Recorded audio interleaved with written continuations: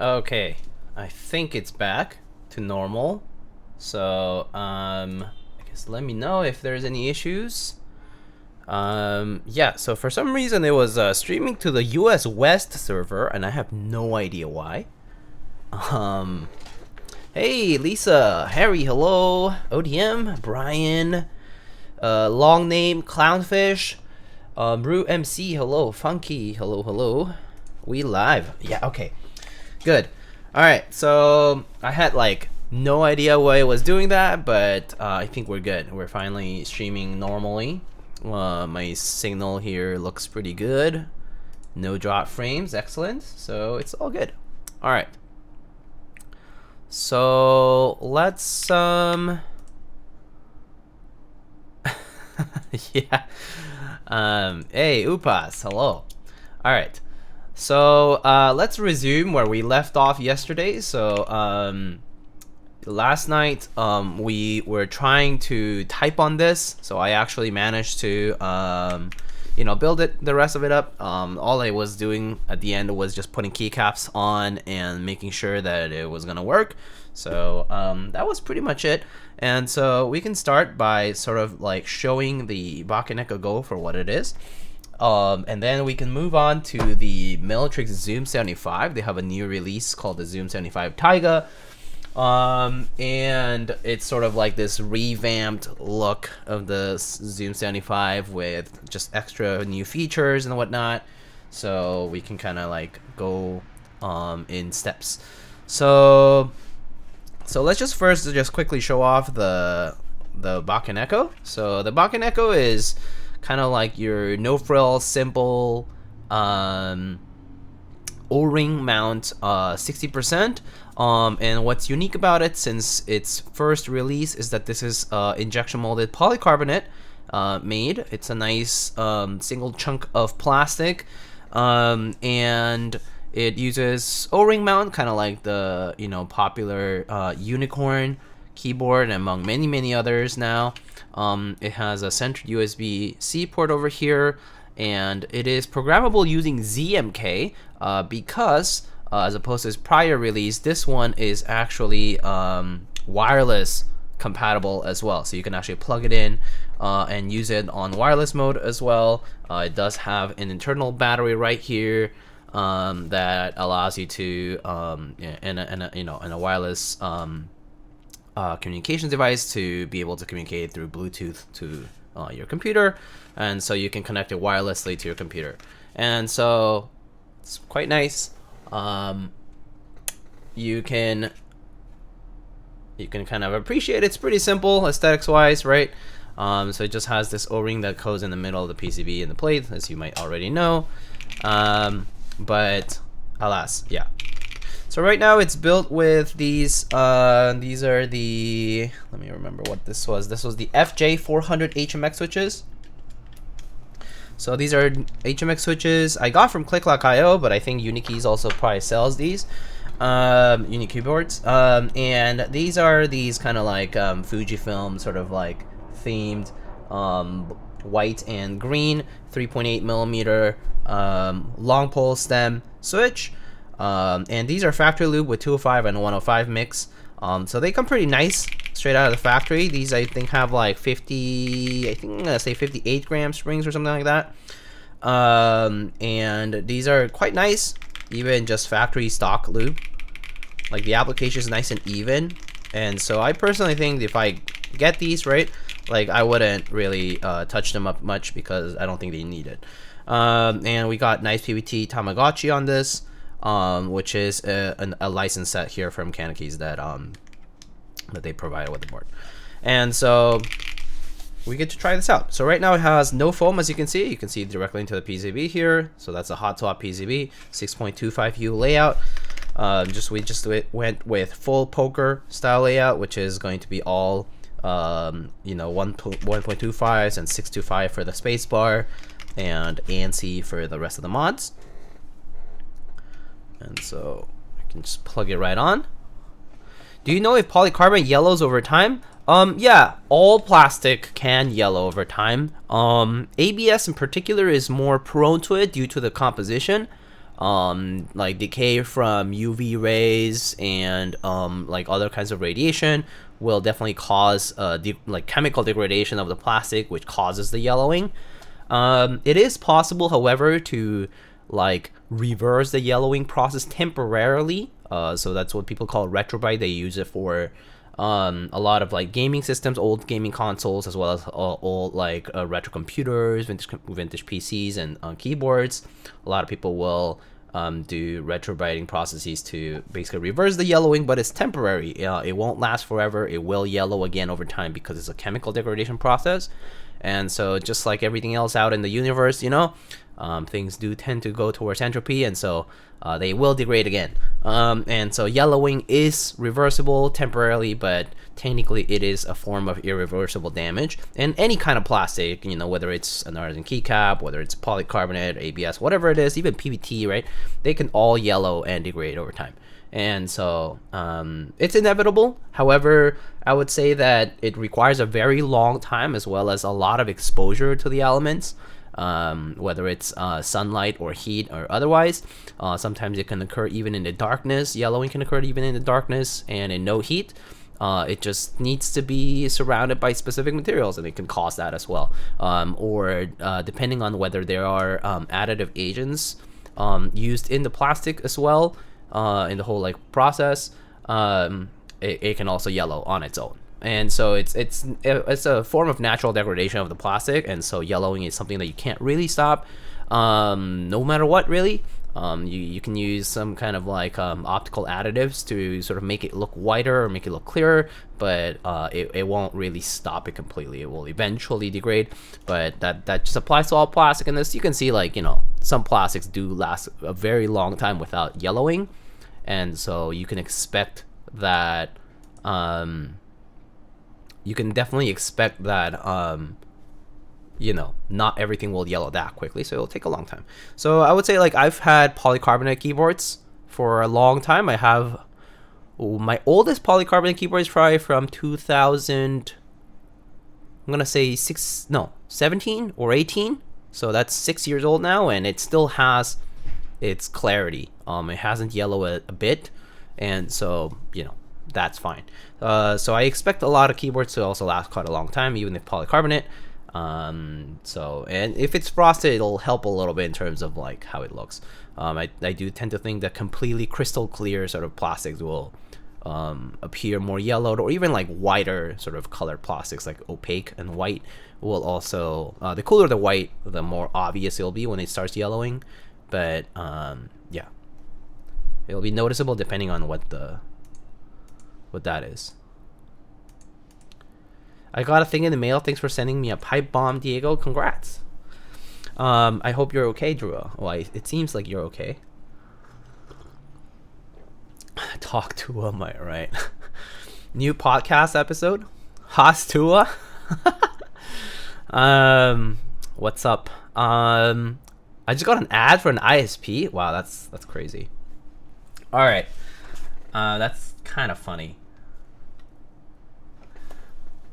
Alright, so let's try out the BakenekoGO in its current built state. So right now we have this built with these HMX FJ400s on an FR4 full plate. Let me go ahead and move the mic over to so you can listen to it.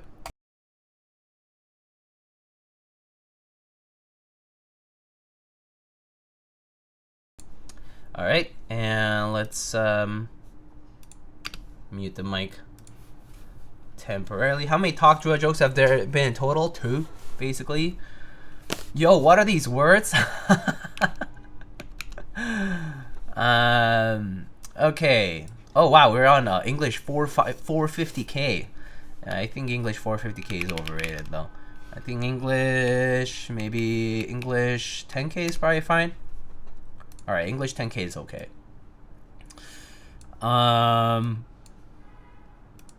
Let's try this out. So we got the FJ400 HMX switches on FR4 full on this BakenekoGO. So this is an injection molded polycarbonate board, and that's about it. It's just a 1.6mm PCB, an O-ring, and an FR4 plate, and the switches. And these are NicePBT Tamagotchi keycaps.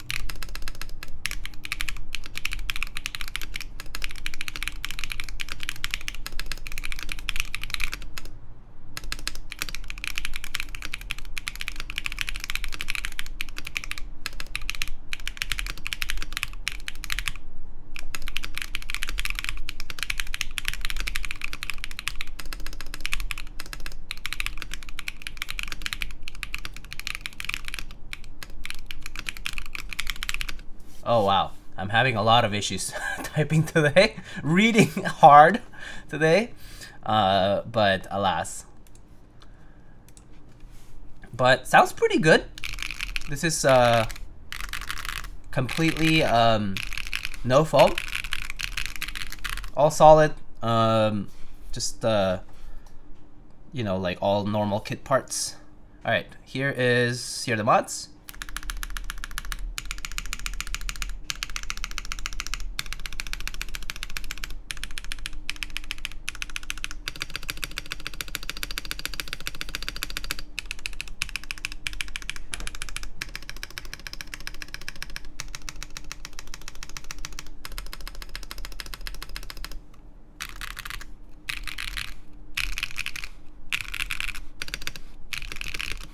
Pretty nice sounding in my opinion, I think. I think for what this is worth. So the BakenekoGO starts at US 80, I believe. It starts at $80. It's a really solid kit. So US 80, and you know, as simple as it gets, really. It's just case, PCB, battery, O-ring, plate. And then, you know, you just get your own switches and keycaps, and you're, you know, if you want a cable, you're ready to go. But you can technically use it wireless as well. So pretty nice IMO. I actually forget what the Bluetooth controls on this were. I think it was like FN plus. Let me try. So I think I can plug it in on. Oh wait, I also need to turn it on.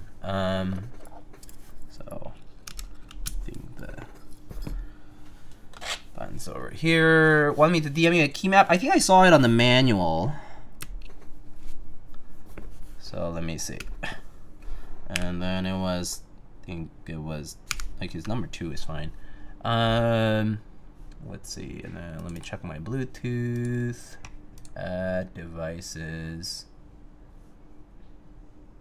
We have the thick walls, which you don't see in injected polycarbonate boards. Yeah, that's true. So the it's more noticeable towards the thickest part of the bottom of the case, like this angled part over here.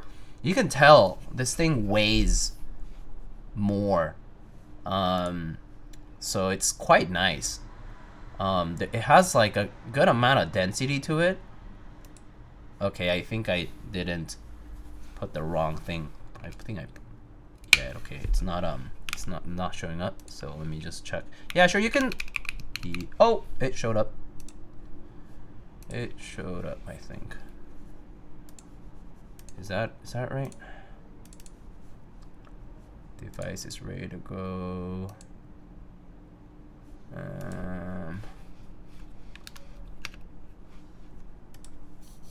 BakenekoGO.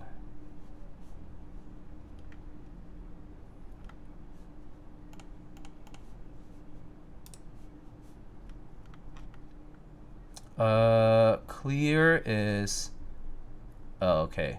So how do I pair it the first time? Do I just need to clear it and then try again? Let me do that. So maybe unplug it. And then FN right control, clear it, FN right control 1. And then I think I can just go to my Bluetooth settings and pair it up, right?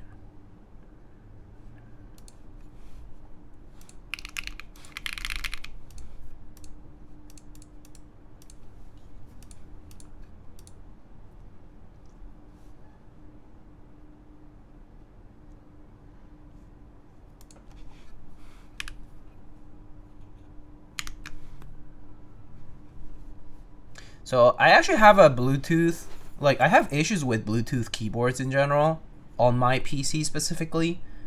So sometimes they like show up, sometimes they don't. That's why I don't really use Bluetooth keyboards anyway. Also, I don't really need them in the first place. But they tend to be like, sometimes they do and sometimes they don't.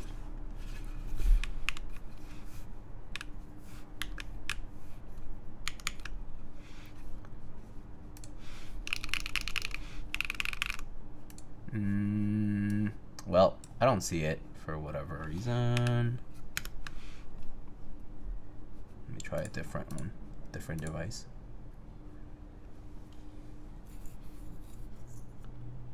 Yeah, I have issues with Bluetooth drivers as well, so I'm not too surprised. It's a Windows thing actually. If this were on my Mac, which, actually, let's try this. I have an iPad. I can probably pair it with my iPad. So let me see.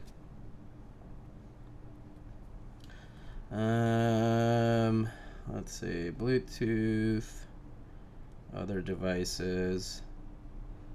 I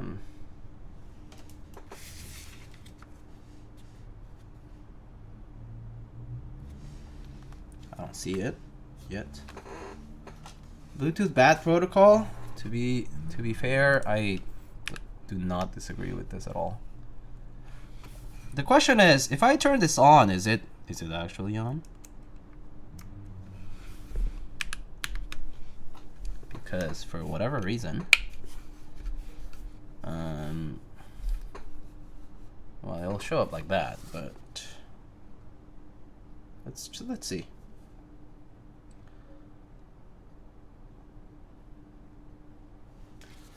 Do you see an orange light on the bottom? Yeah, right here. Orange light. What's next? Yeah.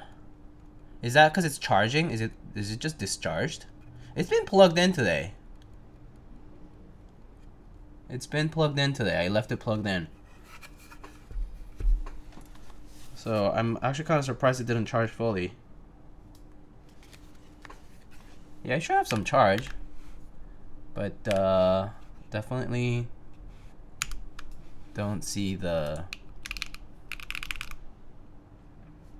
And I'm pretty sure I have the right key map for it, so it's a little surprising.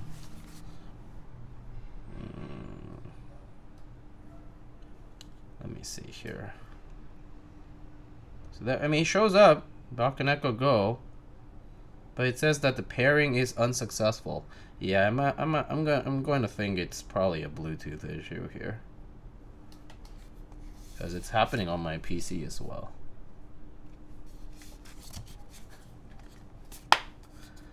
Alright, let's ignore the Bluetooth for now, but I know it works for some things and it doesn't for others. It generally isn't the fault of the device properly. It's actually really a Bluetooth issue for me. I don't really know why, but here we are, I guess. Keyboard itself is working perfectly fine though. Anyway, maybe I'll just let it do its thing.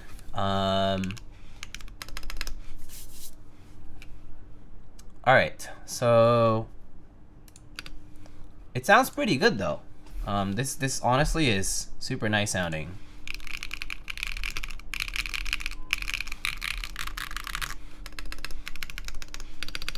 A little loud for my preference with long poles, but I'm sure a normal full travel switch would sound pretty nice and a little bit more tame than this.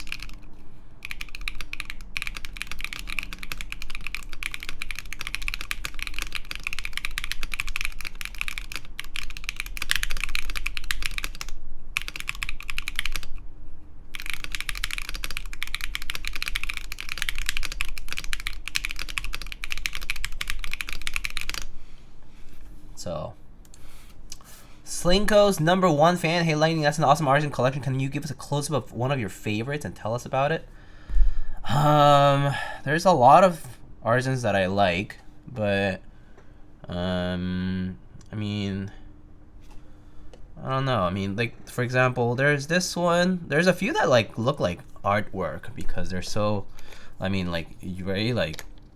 So these are obviously like based on real like paintings. So these two are by Inkblot Caps. Inkblot. They did a Dali one and they did the Scream. And then this one's by Maison of the West. And Maison of the West does also this kind of like resin writing. And this one is Star Wars themed, as you can see. These are so cool. And you know, sometimes like artisans will add extra touches. Like I think this one has some glow in the dark. Kind of hard to see, I guess. Let me pick up a better glow in the dark one. Also, it's not dark in here at all with the.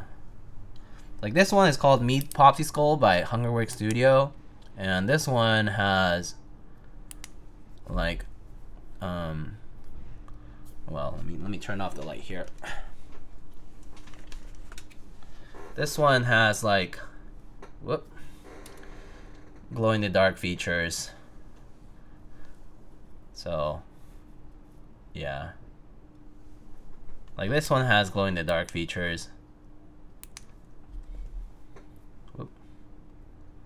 So pretty cool.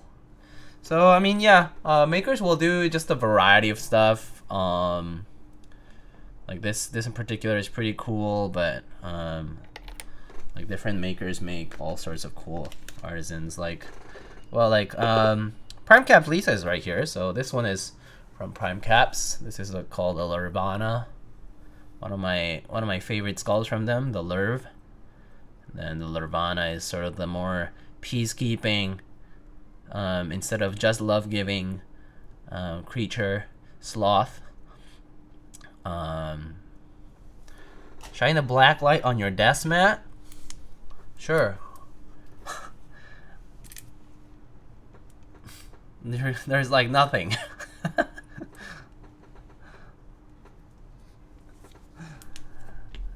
But yeah, the Lurvana, pretty cute. But yeah, there's a lot of different makers out there who make really awesome stuff. All right, so yeah, so this is the BakenekoGO. You can check it out from the side here.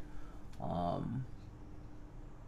nice revamp to the old Bakeneko 60, in my opinion. I mean, I personally am not the audience for Bluetooth enabled keyboards, because as you can see, I struggle with Bluetooth protocol related stuff already. That said, if it's something that you're looking for, like a wireless board, it certainly is there. Not to mention, what I appreciate about this more right now is the quality of the case. This actually has a good amount of heft to the board. I mean, for what it's worth, like it's full plastic. So even for full plastic right now, if I weigh this, right, we get a total 1.5 pounds, and that's actually decent for an all plastic case. It's about 700 grams, 688, 690 grams, so not bad. Should I send them both to the void? Yikes. Yeah, you can time them out for like 5 minutes, ODM. Oh, I guess I need to time out Juro. It's fine. What's 5 minutes? 300 seconds? Bye. Oh, I'll give you the honor to do that. ODM, you can do the timeout, so you can. Good enough. All right. But quite nice. Esdar, hello. How are you, sir? So BakenekoGO, super sweet. Looks very clean with Tamagotchi. All right. So let's get on to building the Zoom75 as well. So let's show it off one last time though. Just very clean, very simple, no frills. I really like how nice and lightweight it is. Perfect for a work board, like if you need something that you need to just take it back and forth. Pretty nice.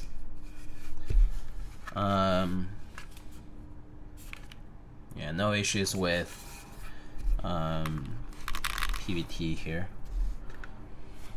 All right, so let's actually, well, let's just keep it plugged in and unbox the Zoom75.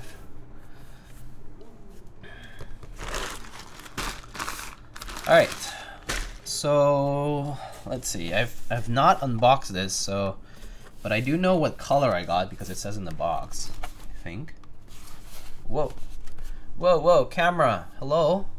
Okay, it's back. What the heck? All right, let's open it up. So we got pour-on dampener kit 1, pour-on dampener kit 2. We got a couple plates. We got an FR4 plate. We got a palm plate. And then we got our box here. Oof. It seems quite heavy.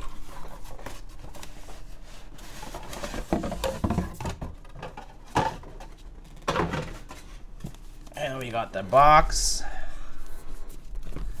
You gotta make it thawed? I don't know. Maybe.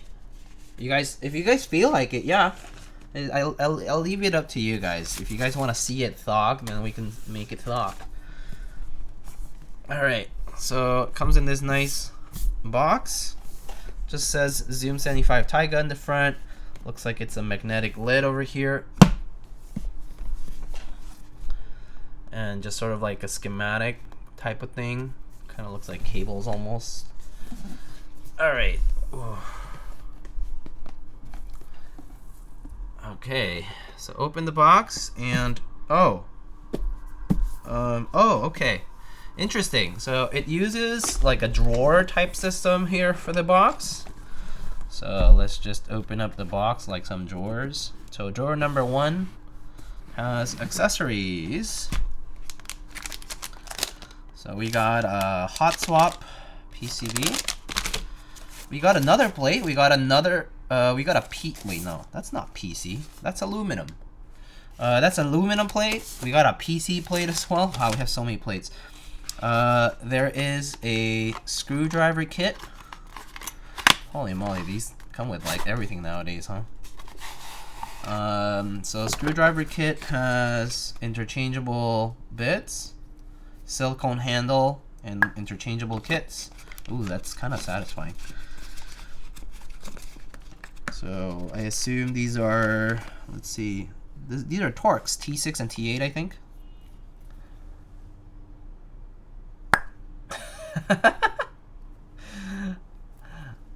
This could be a redeem.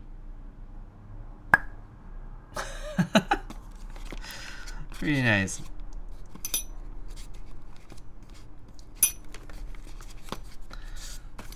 Okay, so we got a screwdriver.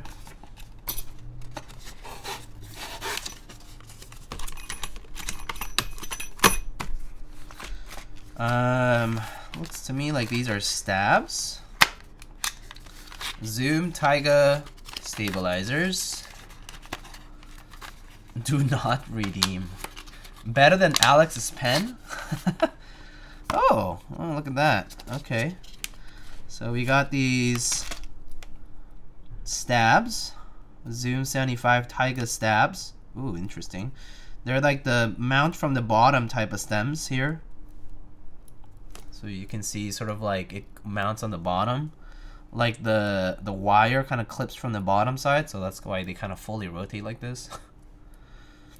Okay, cool. They're clip-ins actually. They're clip-ins. They're clip-in stabs. They're not screw-ins. Well, that's interesting. It comes with 5 plus 1, so it comes with 6 stabilizers and an extra wire. So you got a 625 wire and a 7U wire. That's nice. We can use those. We got a magnetic badge.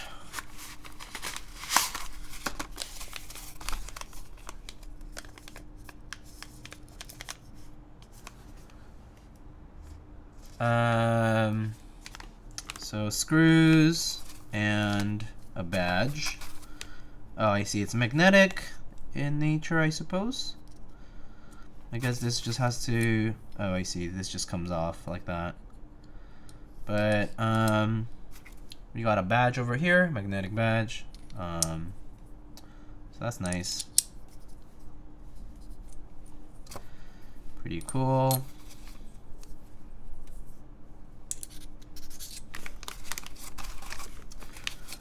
So we can use a badge if we want. Got screws. Oh, it comes with the little clips for the stabs over there. I suppose I'm not getting the cosmetic green badge back. Oh, what cosmetic green? Oh, right, you lose mods. Mod powers. Well, yeah, that is the consequences of your own actions, that's for sure. Do you want it back? You need to promise you won't misbehave again.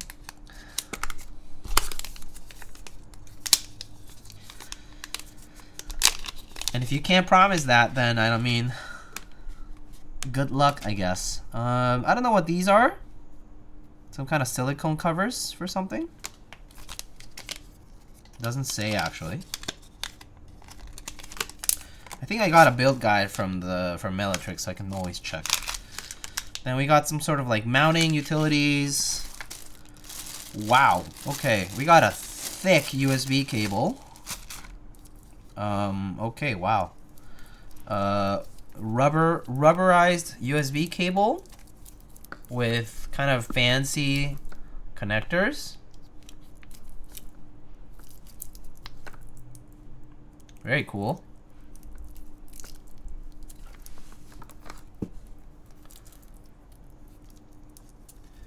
Just spent $480 on 2 artisans. That's crazy. We got, oh, gasket socks, sort of. We got the like little dumbbells, I think, for the mounting as well. I'm assuming this is for O-ring mount because there are some O-rings, but it's like O-ring tab, sort of. Okay, I'll put all the extra stuff over there. There is a rear badge as well. So rear badge, just magnet based. Is that a silicone cable? Yeah, it's a rubber cable, yeah. Looks nice. Looks pretty good. Yeah, nice rubberized cable. It's pretty sweet. For it to be included in this is quite nice. I actually need to check how much the Zoom TIGA will go for. And we got another pour-on dampening kit. Okay, I'm assuming it's not pour-on. I know that they are promoting this cork-based thing, so we can take a look at that in a bit. Alright,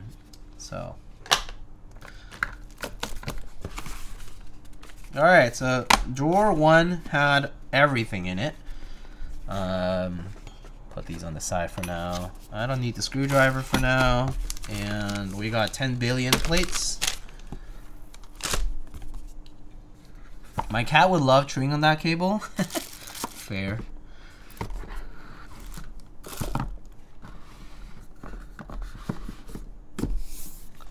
Alright, and then obviously drawer number 2, I assume, has the keyboard.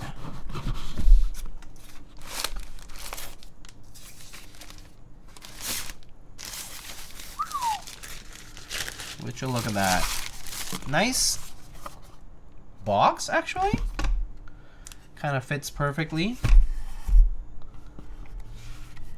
But here it is. We got a sort of like coffee or chocolate brown sort of toned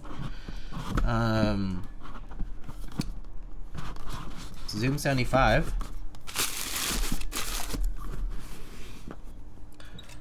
It's a nice color. Brown anno. Oh, actually, no. This looks like coating to me. This looks like powder coat. I'm assuming either powder coat or e-coat. Some kind of coating for sure. Maybe Cerakote. Actually, I need to check. The bottom is black anodized for sure, but the brown is definitely some kind of powder coating or something similar. This is black anode. That's powder coat or something. And then look at that. Pretty clean though. Kind of like this grill sort of design here in the back cover.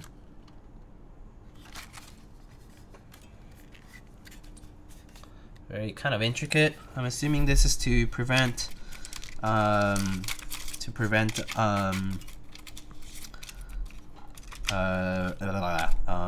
out and conducting.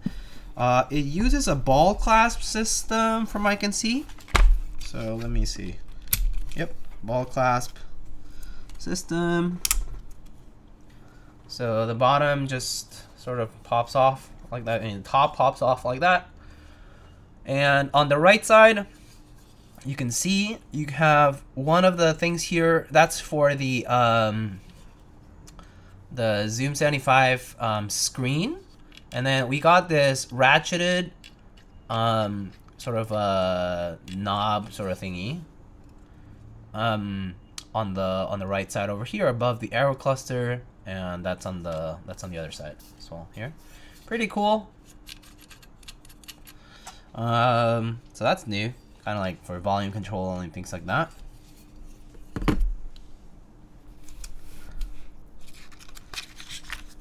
And then we got the anti-conductive pads or whatever, just covers.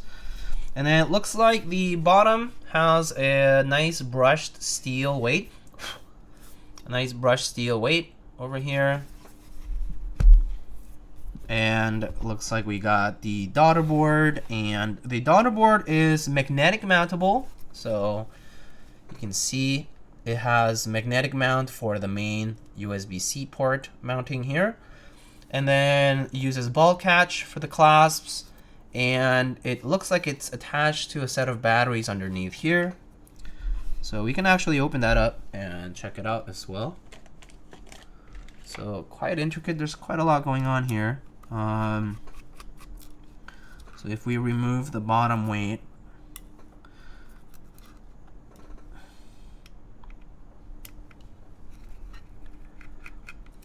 kind of like the Neo TKL? Yes, kind of like the Neo TKL. Yeah, exactly. Another thing I do notice, and that this certainly has been more of a feature in a lot of these ball clasp keyboards, is that they have gaskets already placed around the periphery of the board, sort of as a way to do force break between the two case pieces. And so that is already that already also is present on this particular board, the Zoom75 TIGA. So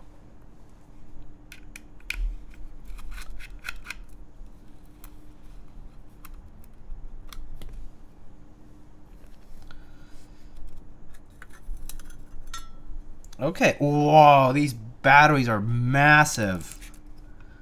Holy moly. Okay, so you got two 4,000 milliamp hour batteries mounted here at the bottom. Two of them, sorry. Yeah, for 4,000 milliamp hours rated. Just taped to the bottom. So and then they're connected to the daughter board here for charging. But wow. So this is really just a plate. It's not quite a weight. As you can see, it's quite thin.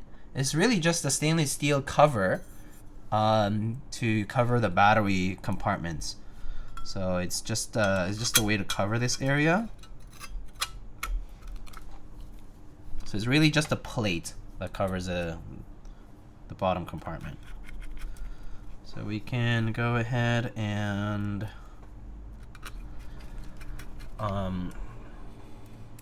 put it together again.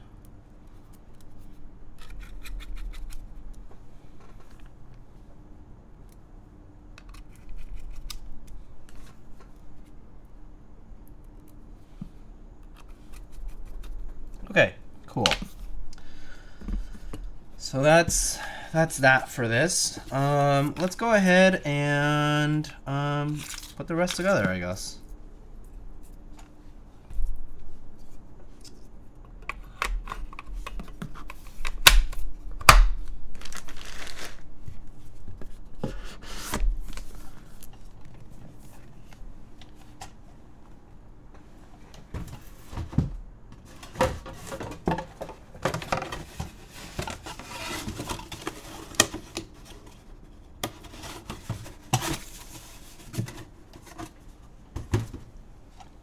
Okay, so let me just pull up any documents that I'm missing here.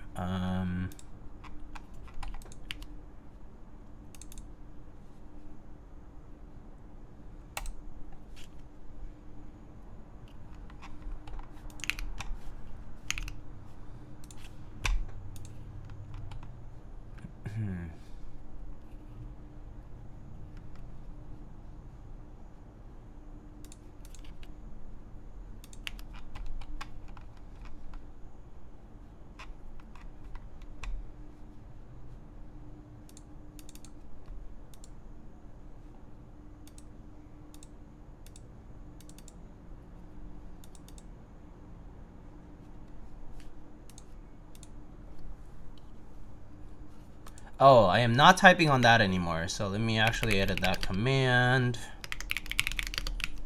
So we should choose first of all what plate we're gonna use. So we have PC, Alu, we got Palm, FR4, and then I forgot to open these up. So let's actually open these pour-on thingies.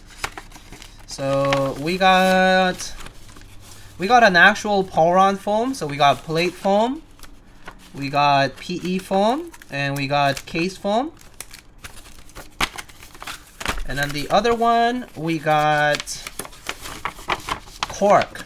So we got cork material, sort of like recycled cork material plate foam. Not, I guess technically not PE, but we have like a PCB pad foam, like the switch foam. And that's it. There's no case foam for that.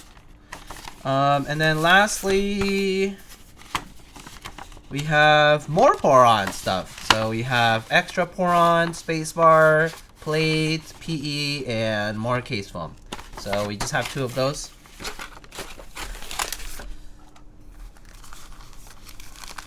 Cork is good? Yeah. So we can try one of those, I think. And then let's choose the plate. So for switches, I decided to match up the color of the board with these switches.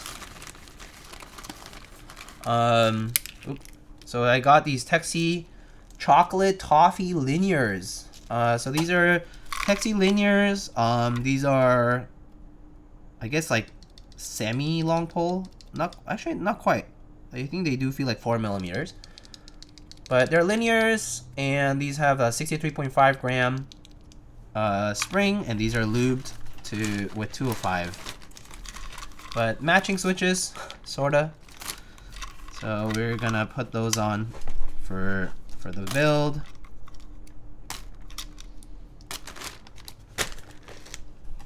So we can pick out what plate. So let's do the pole first. So what plate? We got FR4, Alu, PC, Palm. I'll let you guys vote.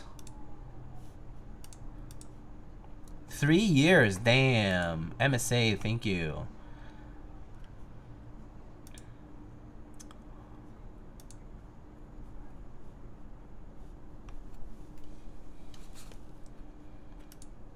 You guys can go ahead and vote. So we got Tecsee linears on one of these 4 plates.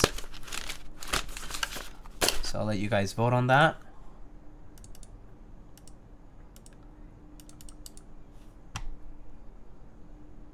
Wow, there are 15 colorways for the Zoom75 TIGA. They call the bottom part, the Soul Grill. Customizable dual wing design. So apparently you can 3D print some of these parts.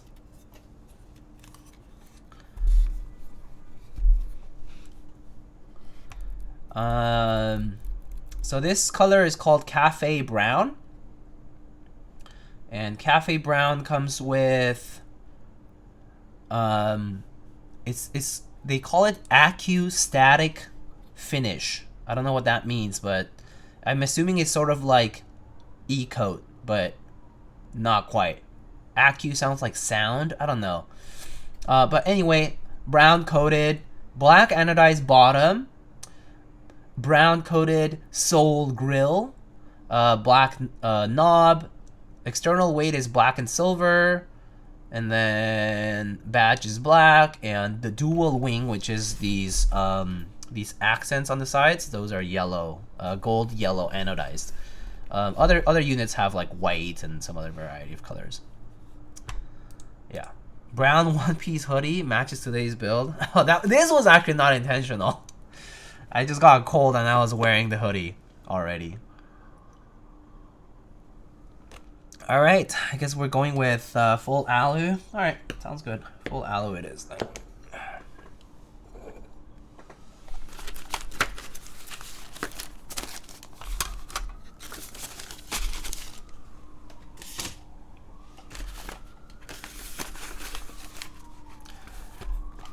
لسان الغيب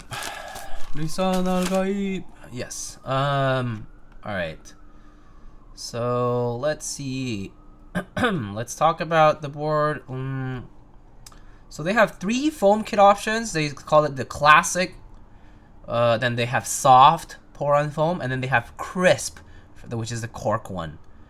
They replaced ribbon cables with pogo pins. And they have a new screen upgrade with more memory and better communication, high resolution and FPS. They have PT acoustic pads, forest brake mod integrated, spacebar foam, LED upgrades, bigger battery capacity from 2250 to 4000 times 2. And then, here it is. AccuStatic finish combines the durability of electrostatic coating with the delicate, luxurious feel of electrophoresis. Okay. This finish is both resilient and refined to the touch, offering a unique tactile experience. I'm not sure if this feels tactile, but it feels nice and smooth, that's for sure. And yeah, Zoom TIGA screwdriver with a silicone handle, etc. They got this knob now here, which is nice and ratcheted. The knob is kind of nice, although I could see some people being like, oh, I accidentally moved the knob and changed my volume or whatever. They are also planning on releasing a numpad that matches this, by the way.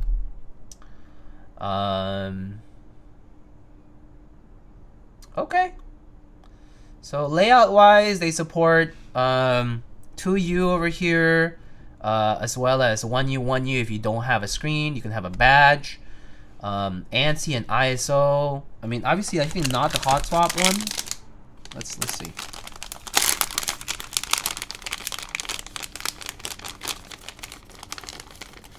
Dune is such a good movie. Yeah, I definitely appreciate it especially after the second one. I mean, the book already is good, and I didn't really, I don't remember it at all.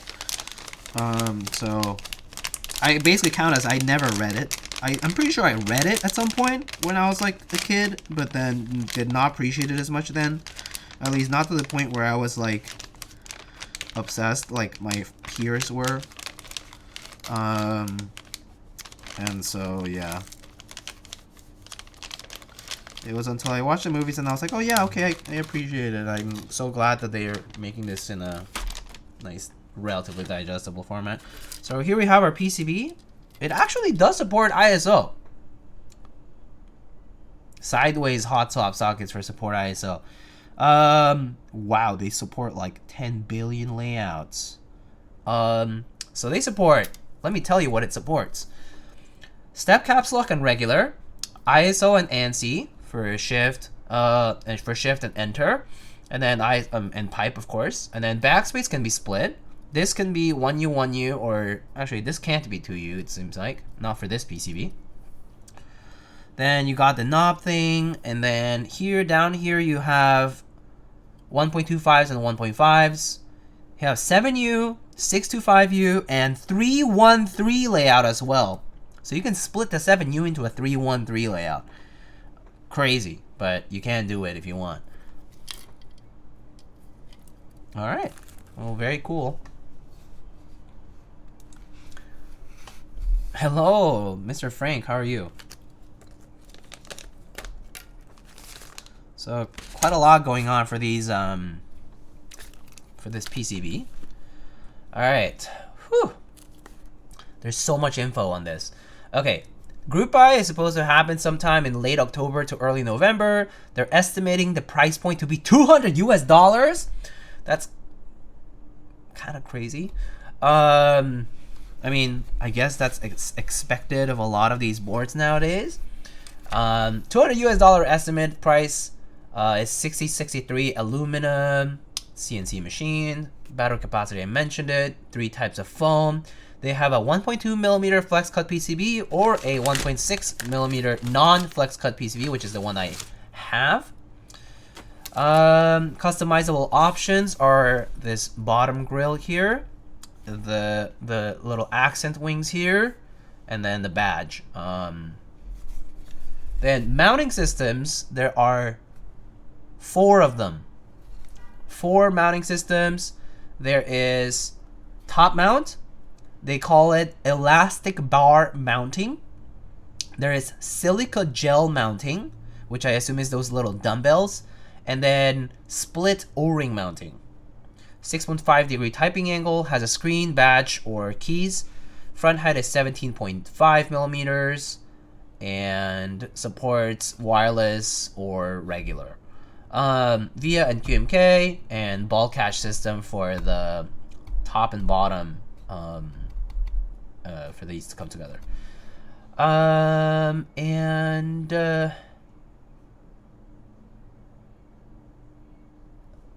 Guess that's about it.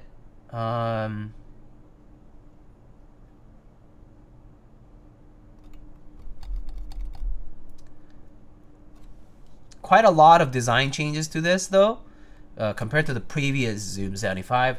Has a bit of a, feels like a slightly slimmer profile compared to the other one. So, all right, well, we'll find out. We'll find out now. There's so much going on, but all right. Let's build it up. Let's build it up. Oh, I see I got a JSON file for VIA and firmware instructions as well. All right. Sweet. Okay. That's like $50 worth of foam alone. And there is quite a lot of foam, yes. All right, let's get to it, folks.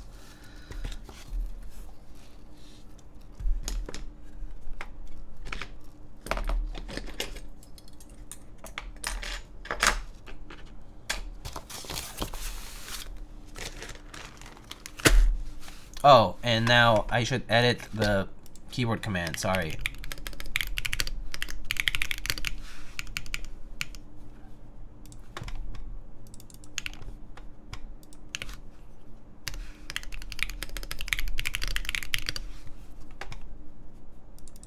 So we're gonna use, let's see, we said an alu full plate. Stabilizers are going to be these Zoom75 TIGA clip-ins. We're going to lube those. And that's it, there we go. There's our build command updated. Okay, let's see now. We got a lot going on here.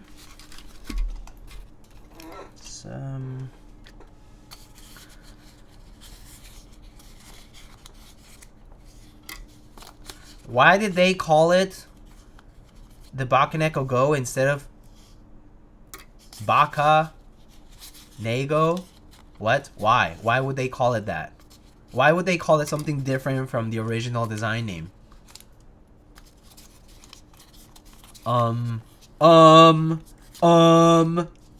Hello? Because it works? What do you mean it works? It works with what?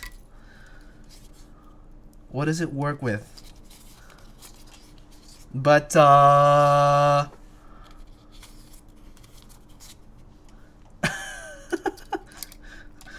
I don't know. I wouldn't do that. Instantly reading that, I was like, no. I would, if I owned a company and I named a product, and then I was told by one of my advisors to change the name to it, I would be like, no. Nope. Nope.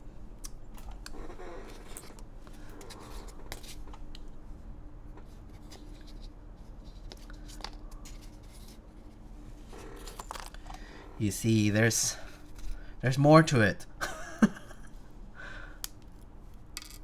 Yes, I know that you can change it. The K and the G are interchangeable. Yeah. I get that. Let's see. These tabs feel different. The material here different?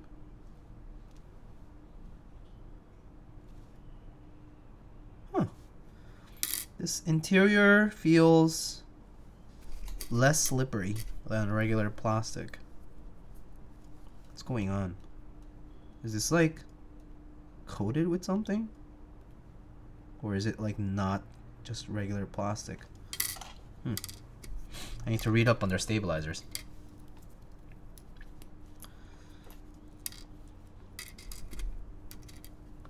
Is this the stupid stabs? Yeah. It's what their new stabs. I don't know what they're supposed to do. I'm assuming it's, you know, more improved and all that. Every time I see something called Go, I see Hillary Clinton. Huh. Interesting connection.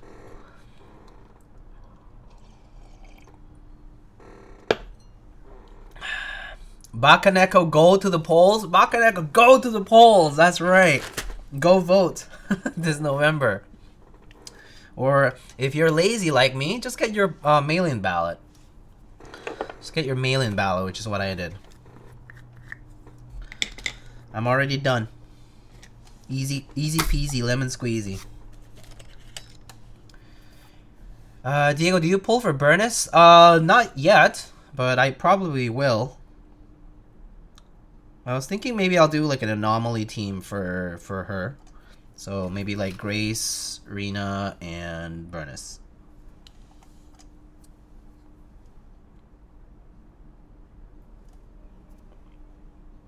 It's so fun? That's good.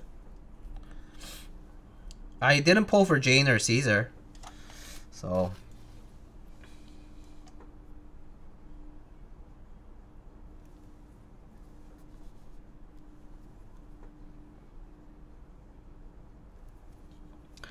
I ran Lucy, Piper, Bernice. Oh, I don't have a Piper build at all, so I guess Lucy could work too, yeah. I also wondered if Bernice would work well as in the modifier team, but I guess the synergy is not as strong. Lucy, Soldier 11, and Bernice, but I don't have Coleta, so that there's also that one. Like that's also why I thought about it, but I think I'd probably run it with the anomaly team though. It's probably more fun.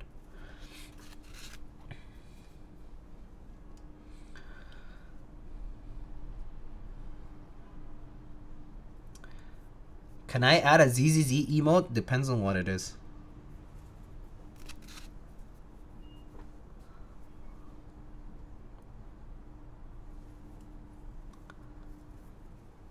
I'm trying to go early vote this month. Yeah, do it, Mr. ODM. Go early vote. Early vote, so easy, so simple. Even though I know my polling location is literally like across the block from me.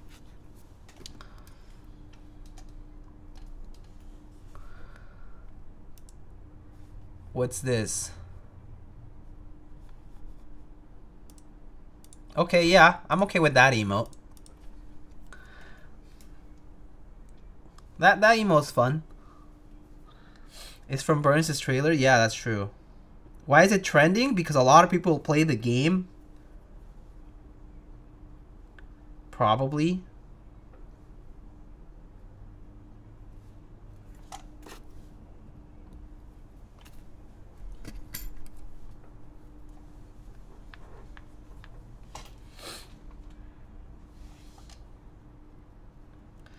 I love how Drew has like no weeb emotes, and yet we know the man is a weeb now.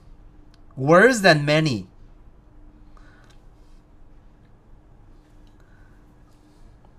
And he says no weeb emotes. I don't get it.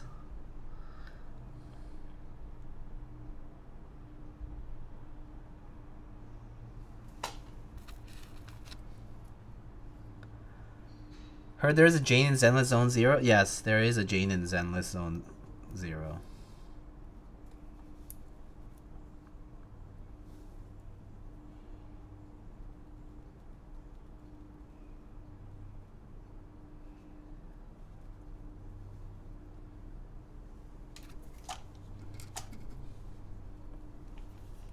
Is the game also by MiHoYo? Yep.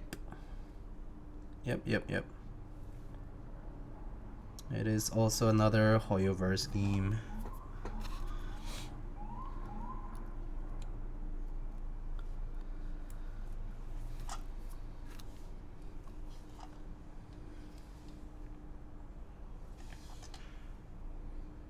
We have Jane Doe and Ellen Joe. Yeah.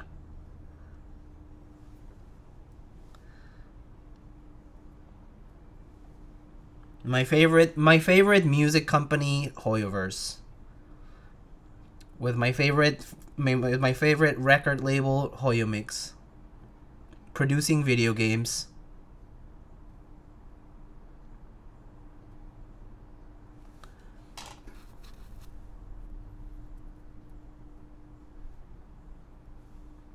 Yeah, we still have a whole new region for Genshin. Actually, I haven't caught up on the newest Dark Conquest. I'm still yet to do that. I ended at the previous patches, like right before this.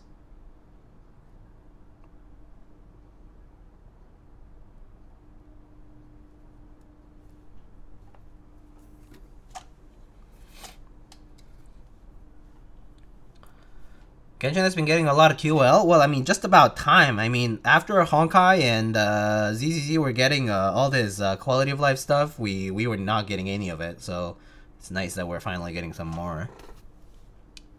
We are in peak season. That's fair. Remember when they teased the winter region? Oh, Snezhnaya? Yeah.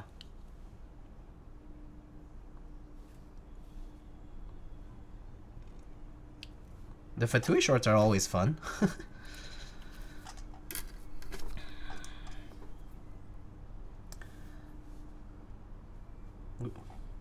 Too much.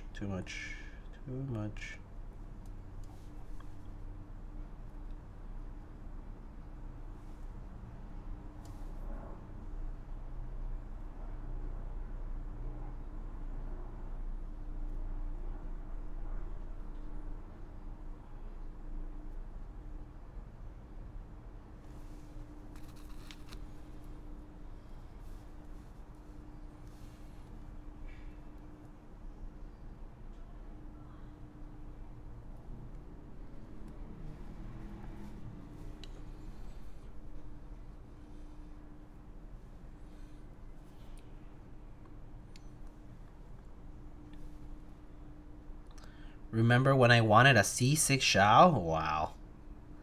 That's a long time ago. Also, imagine wanting C6 boy. Ugh.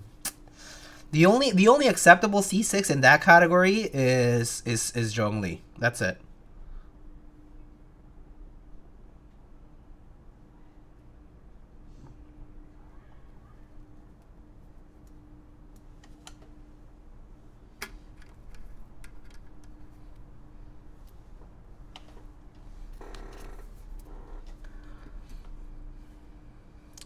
Well, you might have answered this already, but where do you get such a big tub of lube? I bought in bulk, Harry. I bought in bulk from SwitchMod a long time ago, and I basically just distributed it. I actually like split it with some people. So I got like the big, like, I don't know, is it a kilo or half a kilo? I forget how much it is. And then I just split it with a few friends.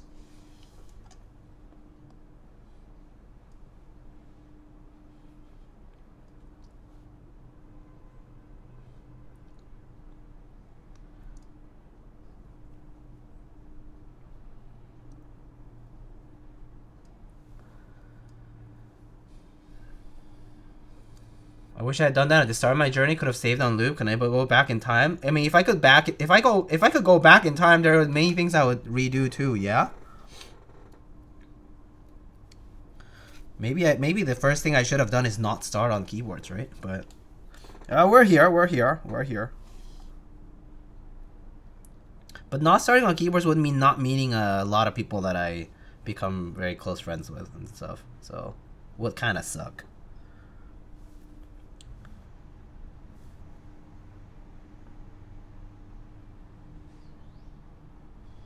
But yeah, sure. Money saving strats with a time machine. Maybe I should have saved the winning lottery numbers and still gotten to keyboards? Yes, exactly. That would be a strategy, but assuming Assuming that is too much to abuse.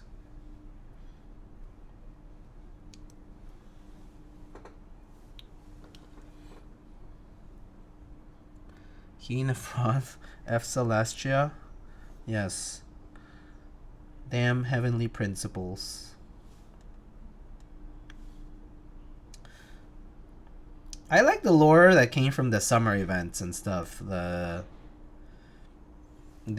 witches and stuff. That lore is fun.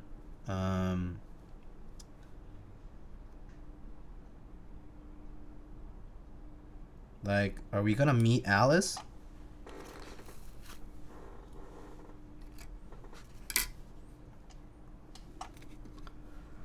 The Hex and Zircle? Yeah, them. Those. I mean, I'm sure they're all connected, right? Like, them and the whole stuff with Carndia and all that stuff. I don't think we will. Probably not. I'm pretty sure it's meant to be that way. So it's fine.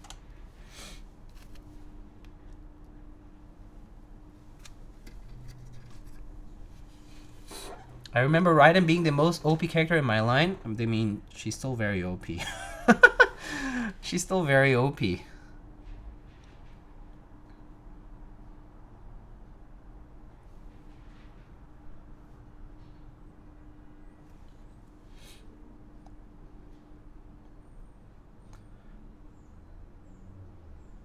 don't know how up to date with the lore are you. I don't browse like lore threads purposefully often, so maybe I haven't made all the connections, but I do read up on it every so often when I get curious while playing like side quests or main story, like anything that has relevance at least. Because there's a lot of fluff as well. A lot of dead ends and red herrings, I feel. And a lot of, definitely a whole lot of tinfoiling. Like, a lot of people just being like, oh, what if? And I'm like, no way, dude. It's like, that's just wishful thinking. And also doesn't make sense.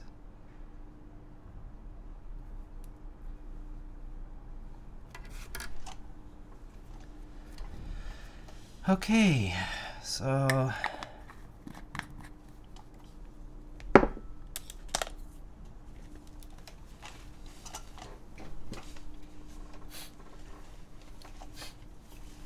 Kokomi? Kokomi is great, in my opinion, but I think like most Hydro characters tend to be pretty good, actually, in the game.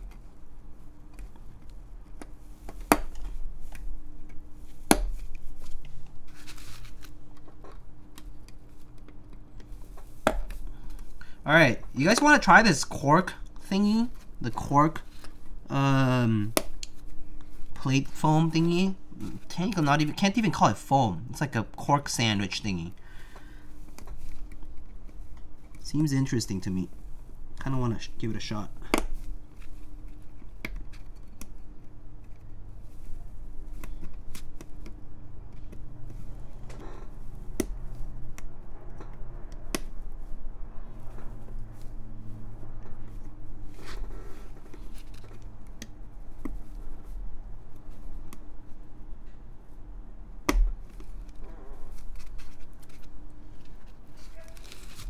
What keyword had a cork bottom? There was an upcoming one that had a cork bottom. That board by Machina, the guy from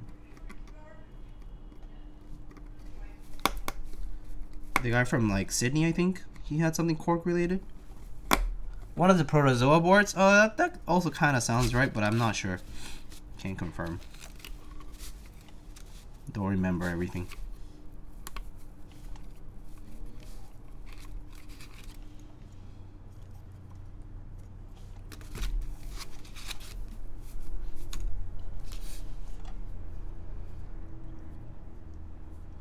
That is true that people were wrong about Kokomi, yeah.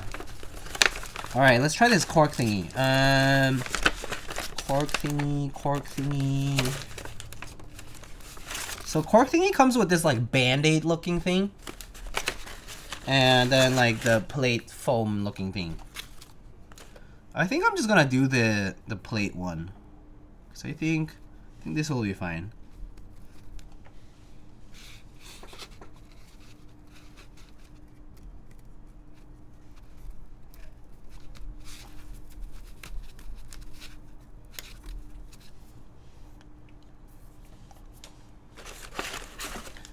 I don't think I built anything with cork bottom though, MSA.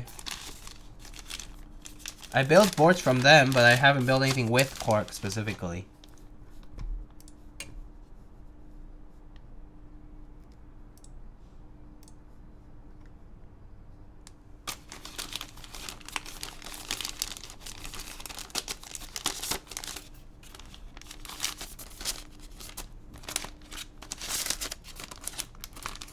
Do both? Do you guys want me to put the cork bottom on the switches as well? This one? Do you guys think this will be fun? This? Should I do this? What do you guys think?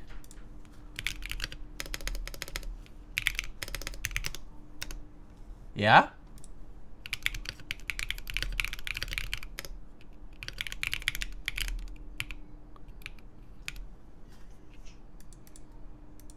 I'll let you guys quickly do a vote. Yeah? Okay. Alright. Yeah, why not? It'll be fun. Wait, it goes like this, right? Wait, no. Oh, it's like this. Oh, okay. Okay, I just need to cut the... Okay, I'll just cut it. Just chop it up. I guess you should have gone below the stabs, but maybe I'll just cut the stab portion. Here.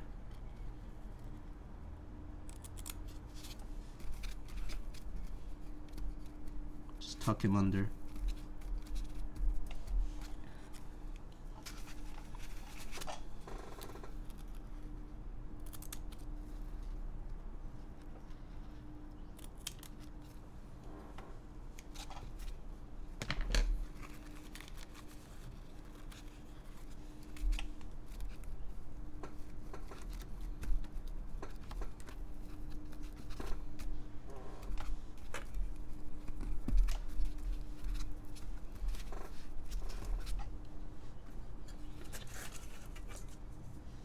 Not every day do you get a cork sheet in a keyboard. This is true though.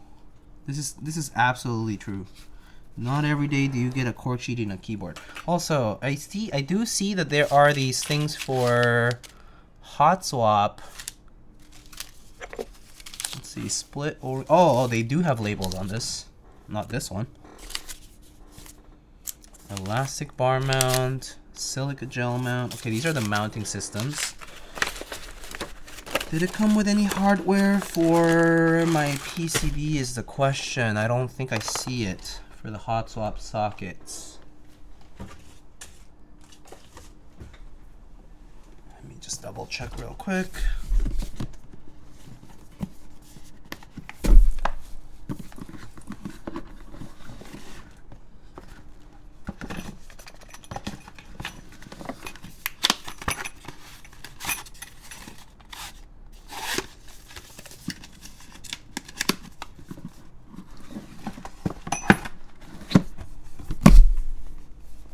Nope. Okay. Maybe I'll just continue like this then. All right.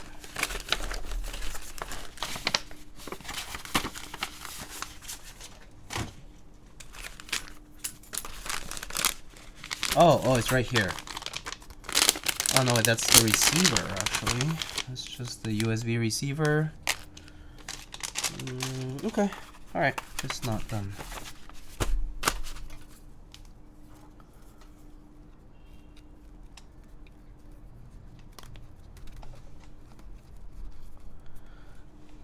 All right, cool. This looks nice. Looks interesting.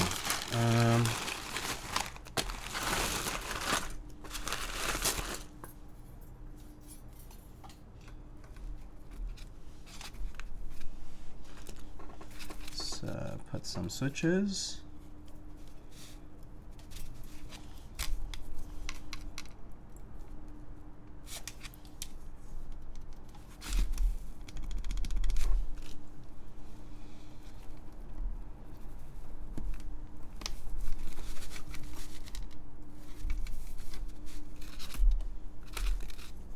Maybe I'll remove these cables for now. It's kind of bothering me. Just that one mainly. Actually, no, they're all kind of there. I'll just take it off.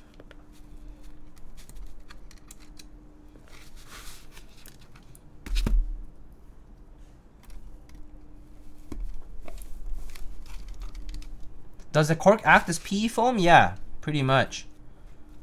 Where'd you find this? Oh, it's part of the kit. It's part of the kit. It is part of the kit. Meletrix is coming up with this new material. I mean, well, not coming up, but using this new material for this Zoom TIGA, Zoom75 TIGA edition. They're like adding it as an included thingy pack for their board. I think this way.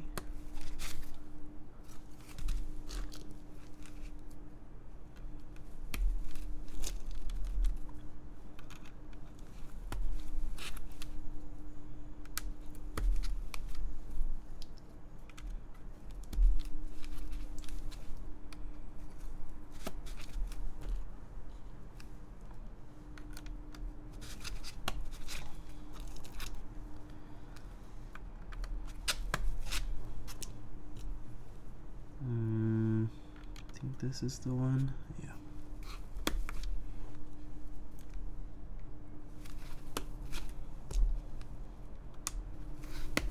It's quite easy to place these switches in. Some nicely cut foam and plate and everything.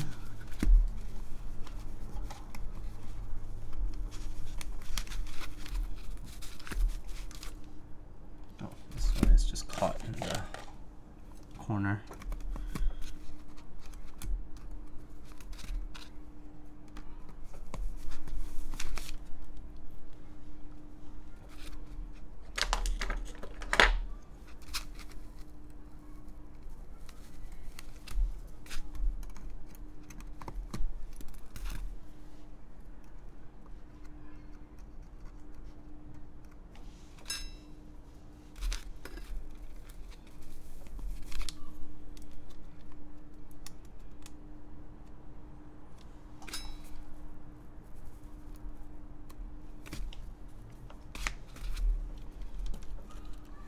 How is a PC BakenekoGO? Pretty nice, in my opinion. I think it's I think at 80 bucks, honestly, it is quite nice. The plastic's nice and thick.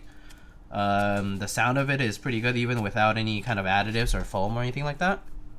So I personally think it's pretty good for the price, especially. I mean, I do agree that there are a lot of new kits now that offer quite a lot for little, in terms of dollar amount, but the BakenekoGO, for as simple as it is, I do think it offers a pretty good option.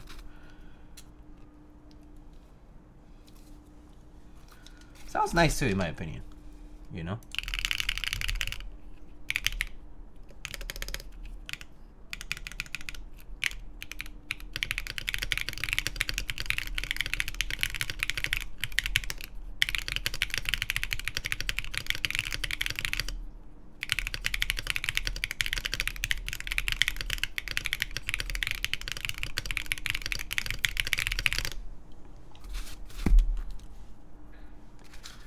Do you have the screws of your keyboards get loose with time?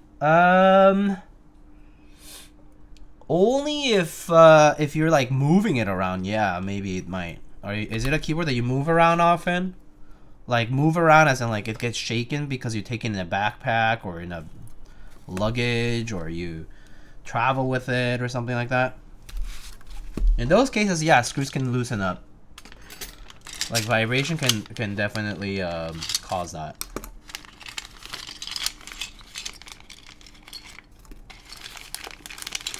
But if it's just in storage, not really. through? Not really.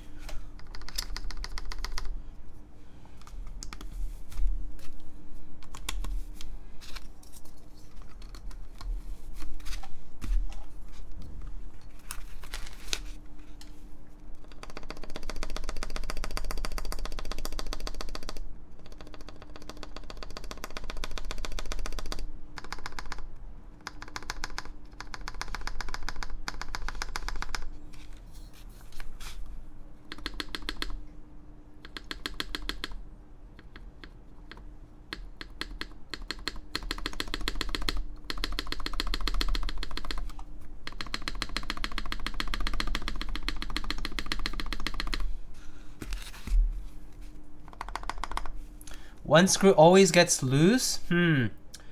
I think what you can try is take it apart, right? So imagine like, imagine this keyboard is like with screws, right? So you know how like the screws go, maybe here, there's a hole. Try putting the screw there. Like try just screwing it in normally, because my guess is either you have the screw is too short, so it's not grabbing onto the threads, or the threads are actually getting your threads are getting damaged or something, and so it's just not really catching on anything. Maybe it's that. Maybe it's getting loose because the screw is too short and it's not catching on anything. So I would check.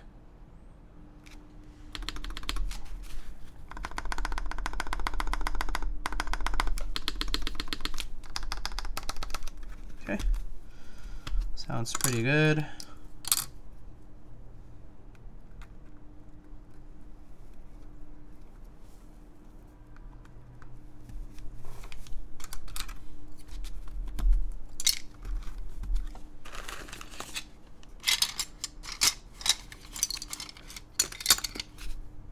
But you can always just check the condition of your screw threads. I think that's the first thing I'll do, and then see if the screw is actually too short.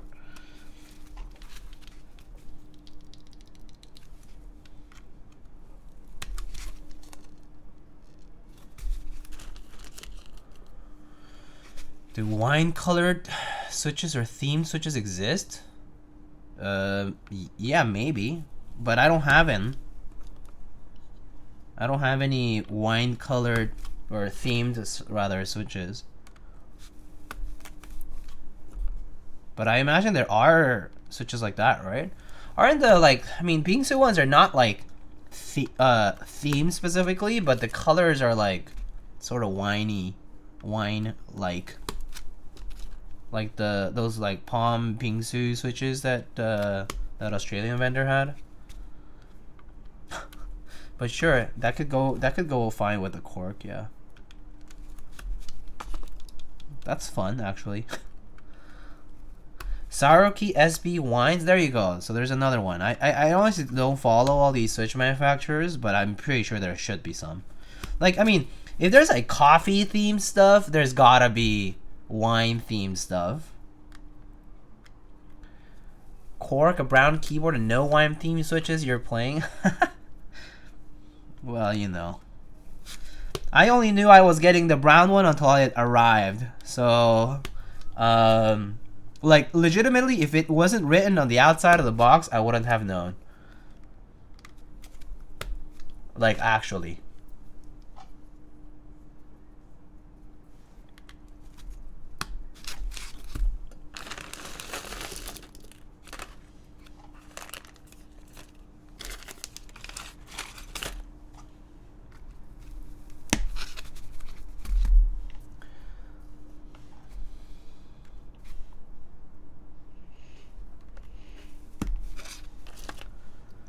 You will not say anything? You just said anything twice.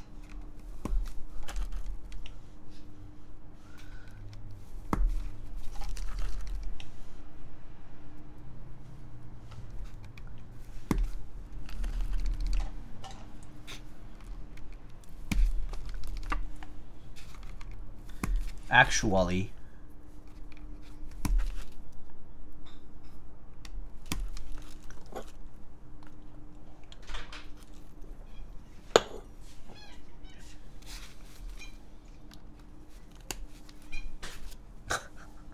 Oh, Kiwi. Yes. Oh, it's that time. It's almost time. Oh. Do you guys hear that? It's the call for attention and service.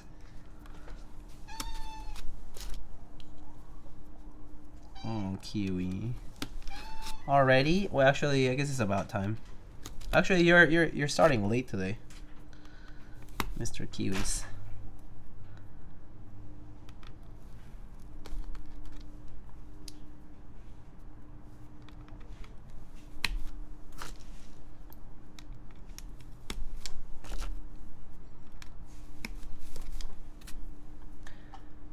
Sup, Diego? Those caps on the Bakeneko looking cute? Yeah, I thought so too. I actually think this set is pretty nice.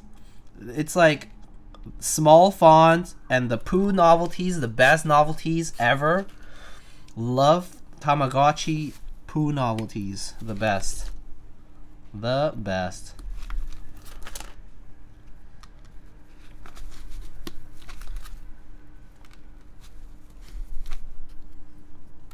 All right. Almost done here.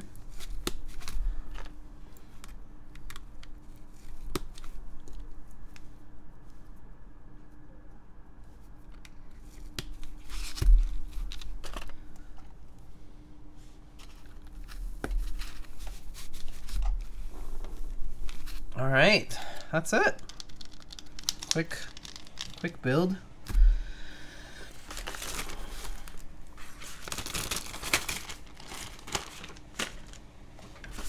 Let's put it together now, I guess. So.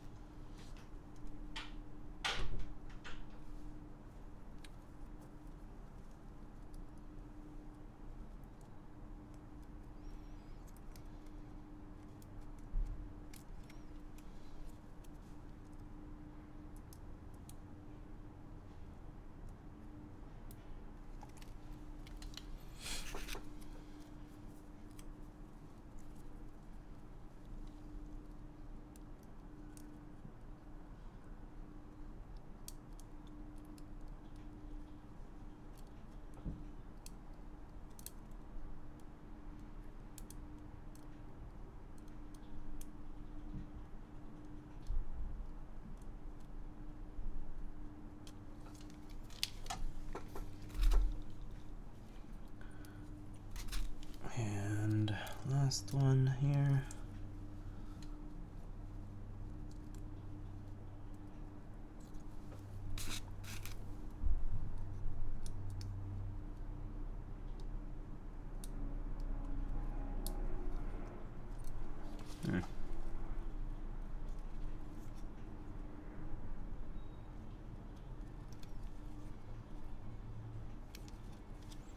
Okay, that's it, right?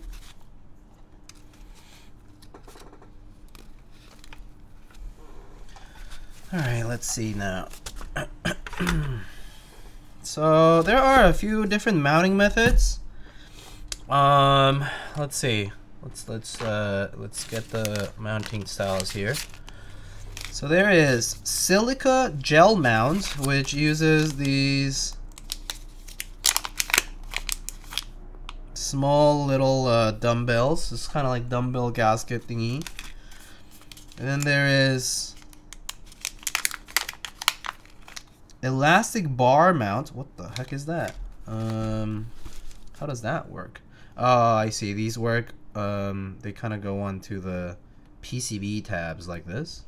Interesting.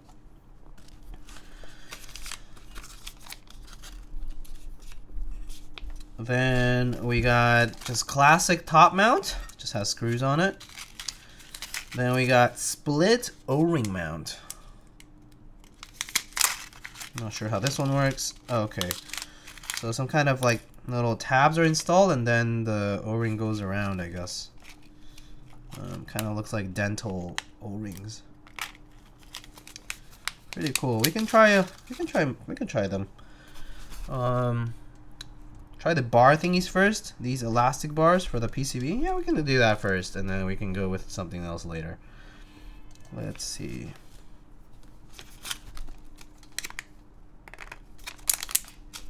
Let's try one, and then we can try some others.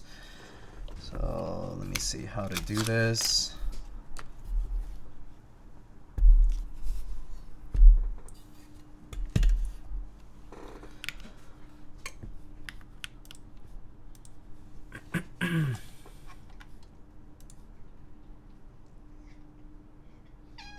Yes, Kiwi, yes. Okay, so split elastic bar mounting is how does that work?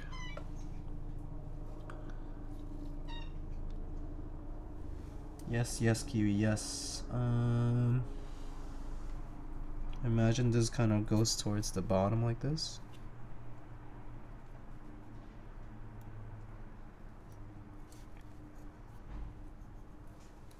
Like that? Okay. Let's try.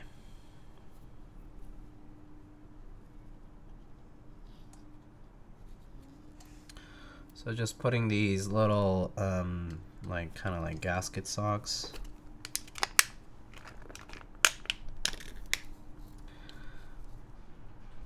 This set has so many options for all the bits. Is that more standard now? Yeah.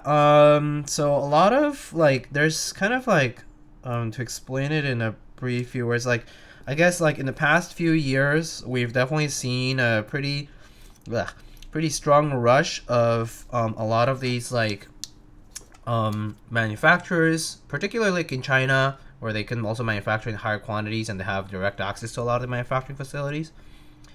Manufacturing like budget-friendly kits with lots of customizability options, and so we've definitely seen like these multi-mounting sort of like systems where you can use a variety of mounting options, a variety of materials, customize it with different accents and parts like that, and at a relatively affordable price. That's kind of been the big draw.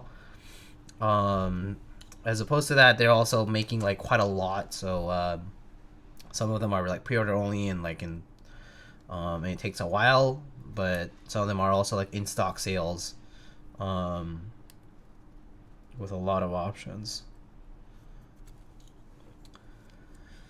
So okay, so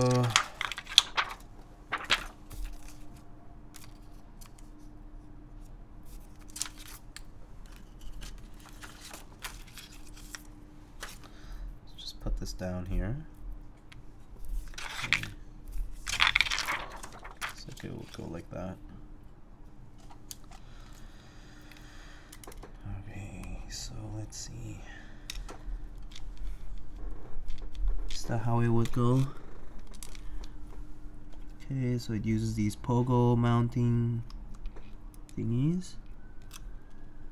Oh wait. Oh no, yeah, that's the right way.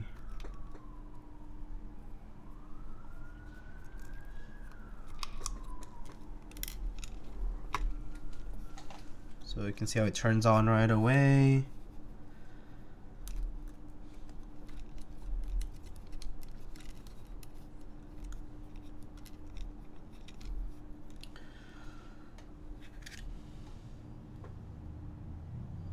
Oh, I think I put the wrong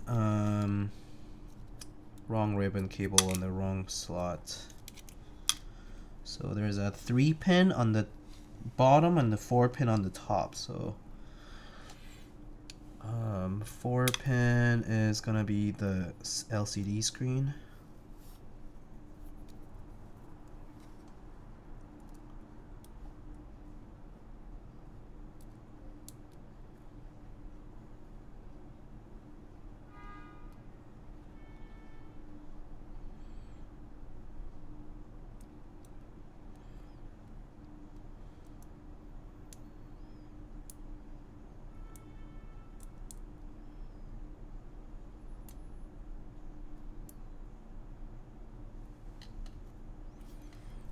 And then we got a 3-pin on the bottom.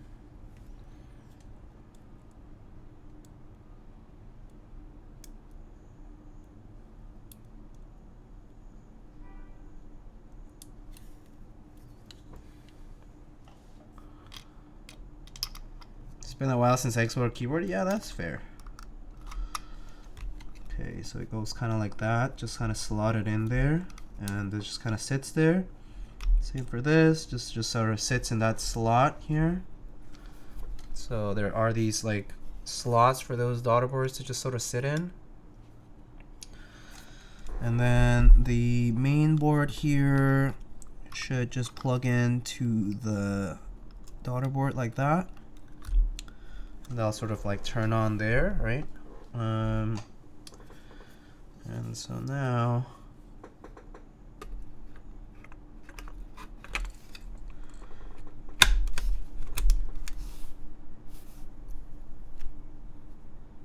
I hope that matched up fine. And then I also, let's try plugging it in here.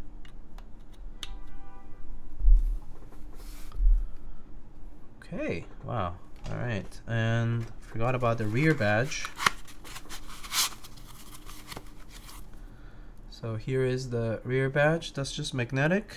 So just grab it and boom.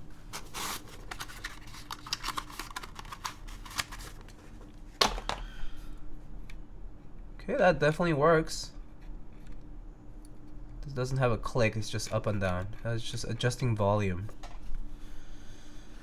And then there's a screen. I'm not sure how to control the screen just yet. There is like a whole manual here. LCD screen control. FN? Is this FN? Yeah, there. Oh wow, that's so cute. Oh my god. Minus 12 Celsius? That's not true. It's probably because the location isn't set. Wow. That's cool. This is crazy. Damn.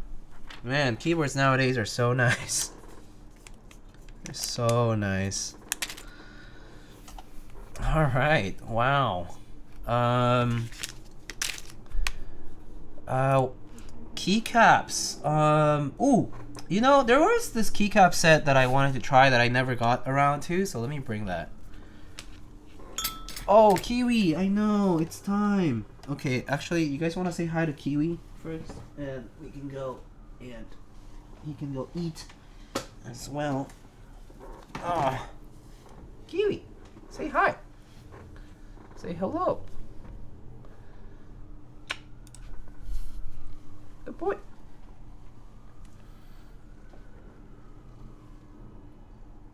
He's so hungry.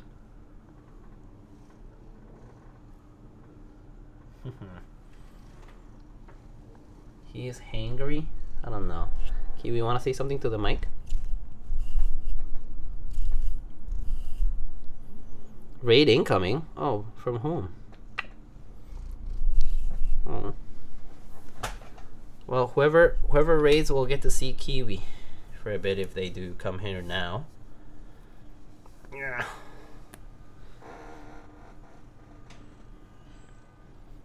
Well, I don't know who is coming, but hi. I'm going to leave otherwise. Whoever raids? I didn't see any raid message. Was there a raid message? I didn't see no raid message.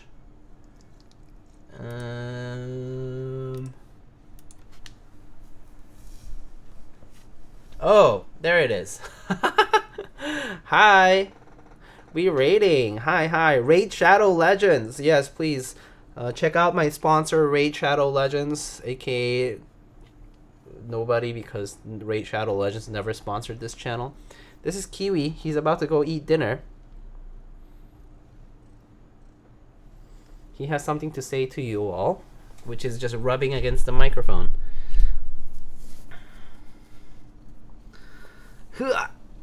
Say something.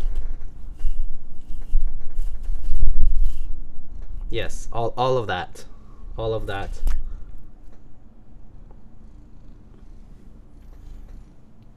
Okay, that was a okay, I need to go eat and you're taking too long. So, I'll be right back. It's Miso's twin. Hi. Say hi to Miso. Hello, Miso. Okay, he wants to go. Let's go, Kiwi. Come on. Oh, wrong path. This path, sir. Let's go. Let's go. Be right back. Yeah. It's food time.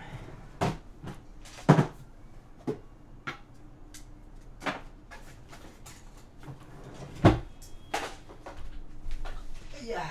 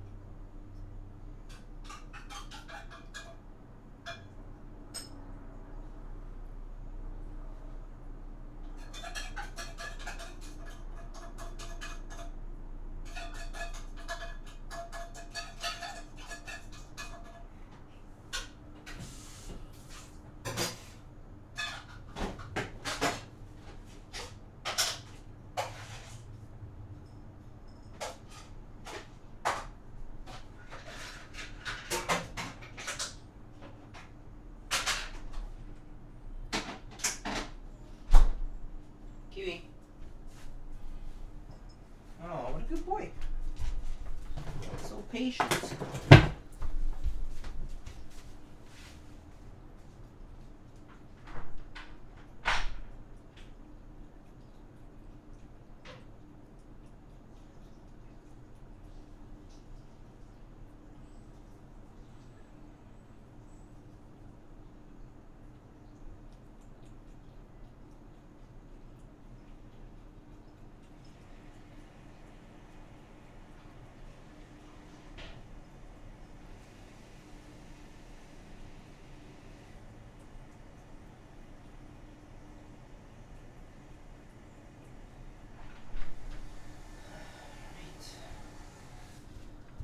Okay, Kiwi is now eating.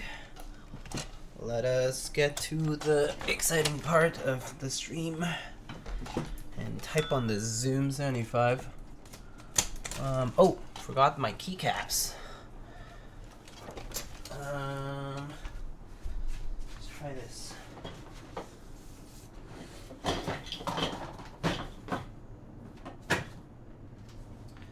So I got 2 keycap sets that could work with this. We can always go for a more like brown, the brown color fitting tone for the board. So we got a cafe brown Zoom75 here, and I got a couple of sets that I was sent from one from Uni Keyboards and the other from Divinity. So on one end, I have the Go Master Pure Player key set from Designer Studio, and then on the other I have KKB Machinist, and then we also do have, yes, I do have Chocolatier if you guys really wanted that. So this is Machinist. Pretty nice set. And then this is kind of more on the beige side. This other one, Pure Player Go. Oh god, so many boxes. Let me see. Oh yeah, this one's just kind of like more vintage style palette. Just like cream colored keycaps with kind of like a thin font. Nice and playful. Sort of reminds me more of that Apple aesthetic, like old AEK aesthetic a little bit. So there's that. Hanok beige. I do not have Hanok, unfortunately. I did not purchase Hanok during the group buy, but I do have Chocolatier. We can do GMK as well, yes. So you guys can. We can do a poll. Does this type cream? I don't have it. I have Noir. I have Noir, but I don't have the new set. Yeah, it's because I already have so many sets of that tone. I have like Pristine. I have like Umka, Classicer. So I was like, well, I think Noir has its own like area, but cream I didn't buy. I considered buying the novelties after it was in stock though, so I might pick up the novelties because I think the novelties are super cool. Friendship with Diego ended. I'm friends with Kiwi now. That's everybody who meets me. That's literally everybody who meets me says that. So you're not new to that. Everyone says like, oh yeah, friendship with Diego ended. Kiwi's my new best friend. Set. Typing on stem sucks. Okay. The first one is Machinist Kikobo. The second one is Go Player. And the third one is just some GMK. I don't know. I don't know what GMK, but some GMK.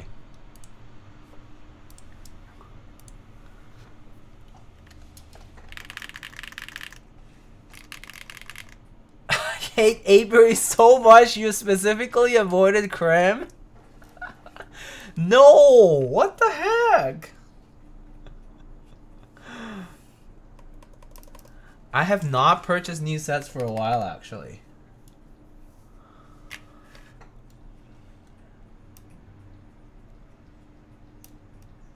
I voted for GMK assuming it's WOB. Oh, God. Oh, dear Lord. Oh, goodness. Why is it...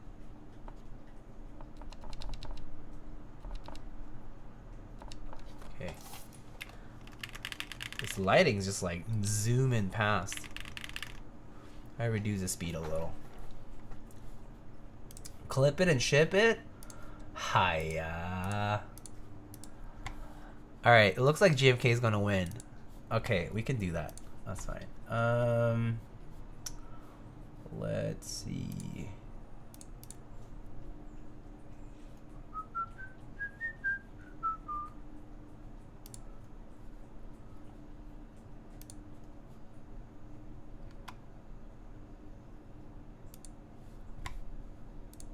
Okay. Oh shit! It's tied. People want Machinist or people want GMK. Y'all have to choose. Y'all have to choose.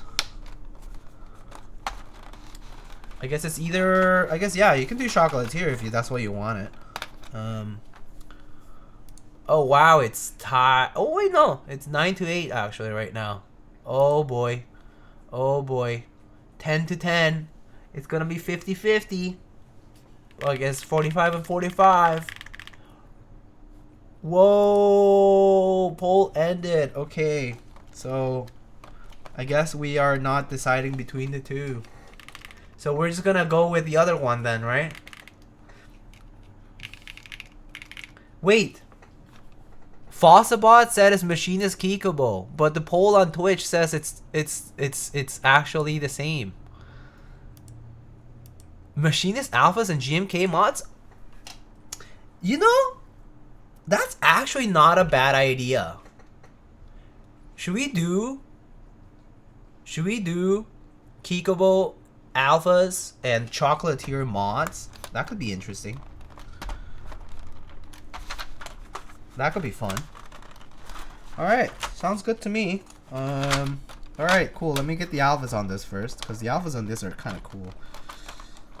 I forget if KeKoBo does, do they do triple shot? I think they do, right? Or do they not yet? Maybe not. Maybe it's UV. Okay, I don't like these, stupid pins. This one's stuck.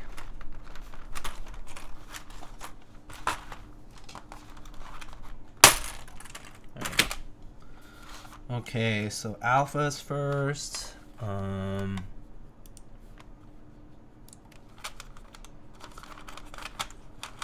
Who compelled you to mix a set today?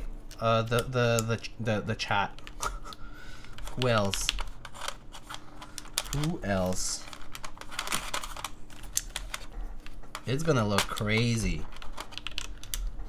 It might look bad, but it's fine. I actually don't know what it's gonna look like. I can kind of imagine it. These have like a sort of like warm light gray sort of tone to them in real life.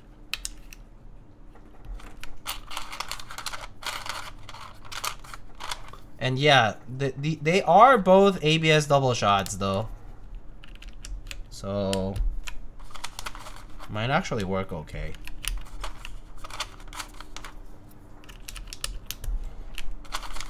Like both are thick ABS double shots, and KeKoBo does come kind of close.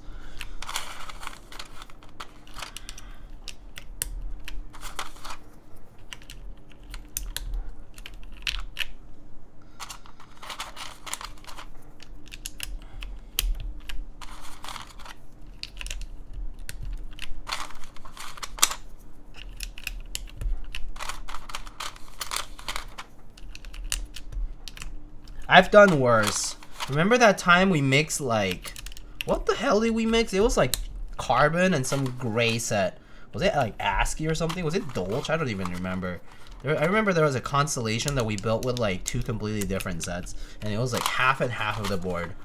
It was like on the left half and then on the right half. That was whack.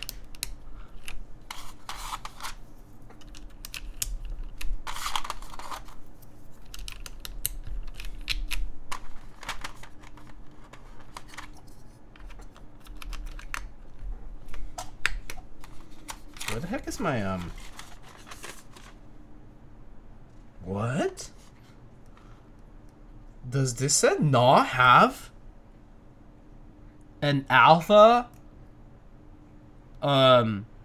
tilde key? The fudge? No way. I refuse to do that. No,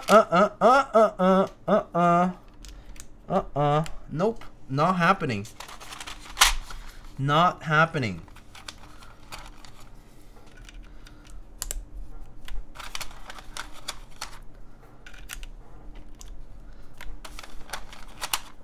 I can't believe it. I can't see it. I don't see it anywhere. It's gotta be a mistake. I will literally never use this key set at this point. Well, I guess I can always use it on a 60% without the pipe. But that's crazy. That's crazy. Alright, let me go find the Chocolatier mods, I guess. Scammed? Yeah.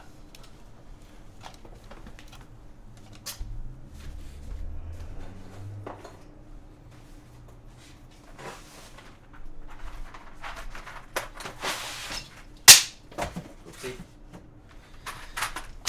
Yeah.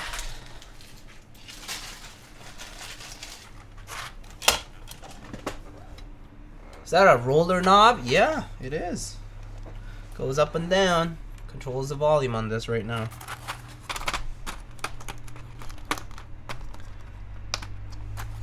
That's odd. The UK ISO kit has that version of the key only in alpha color. That is so funny. Oh my god, that's whack AF. Alright chat, this might look terrible or amazing. And whichever it is, I don't know. Actually, it might look okay. We'll see.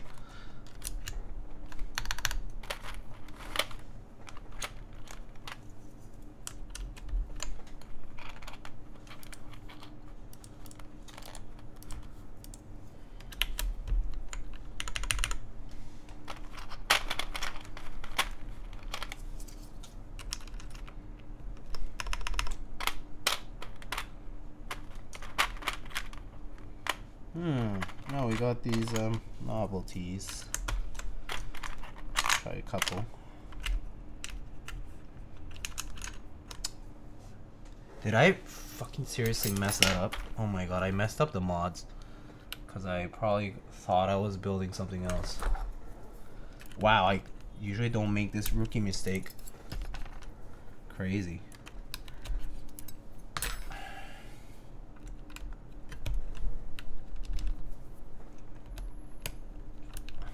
Is it because I built with 625 the other day? SMH.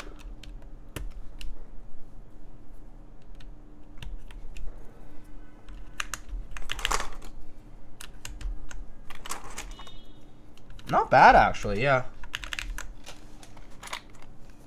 Not terrible. Needs to be a little bit even, though, so we gotta put as much brown as possible to even it out. These mods.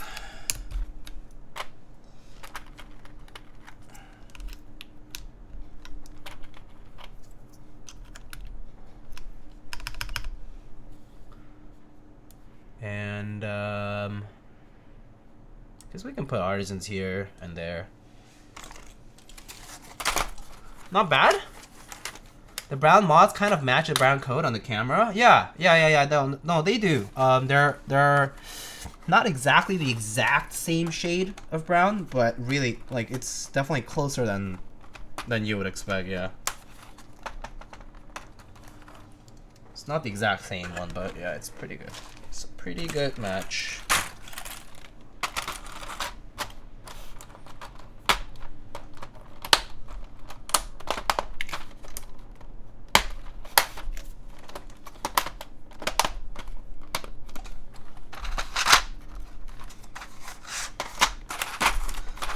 Alright. What do the mix and match haters have to say now? I mean, mix and match is not bad. It's just, there are a lot of bad matches, but like bad pairings. But I think this one's pretty decent. This one is pretty okay.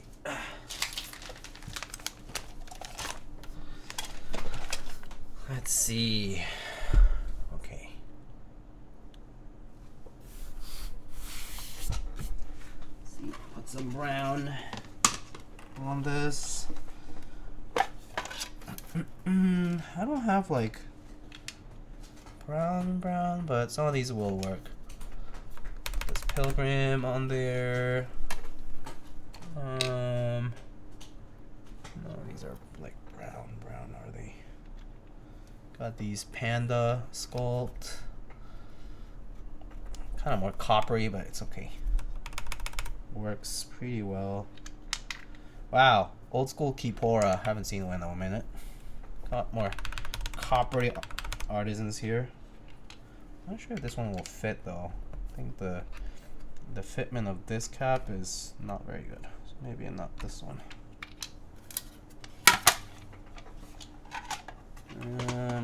Something brown. That reminds me of the Parage Farley made. Which one?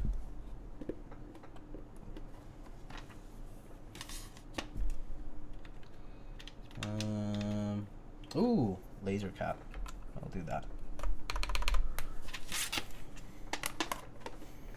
Alright.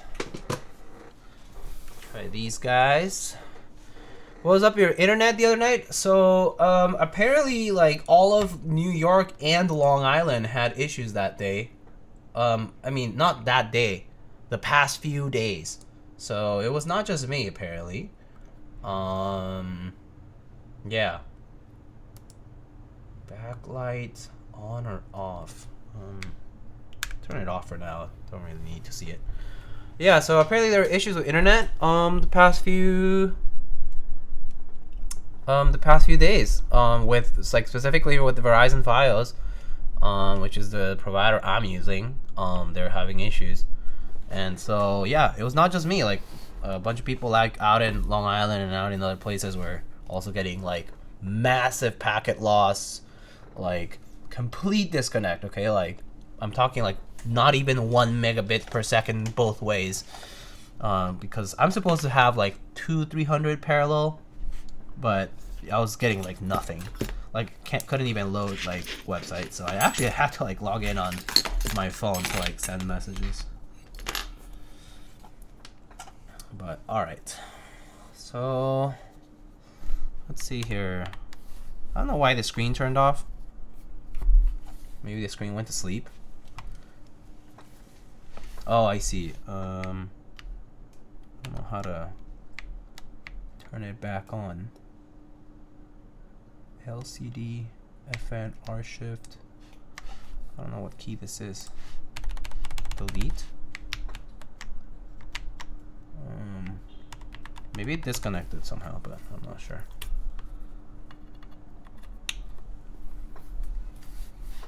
I mean, keyboard's working fine. Oh, there it is. Oh, maybe it just went to sleep.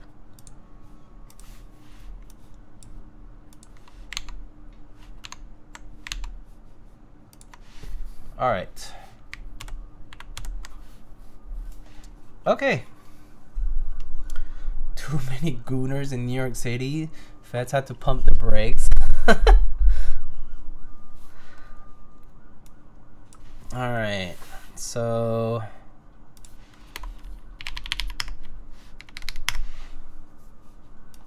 let's try this out. So we got here from the side view, if you want to see it. That's what it looks like. This is the Zoom75 TIGA, and yes, I will turn off the music and try it out. All right, so we got these Tecsee. These are Tecsee chocolate toffee linears from CannonKeys, and this is currently paired on top of. So we have alu full plate, and then we have cork plate foam and cork PE foam, like the switch, like the under the switches.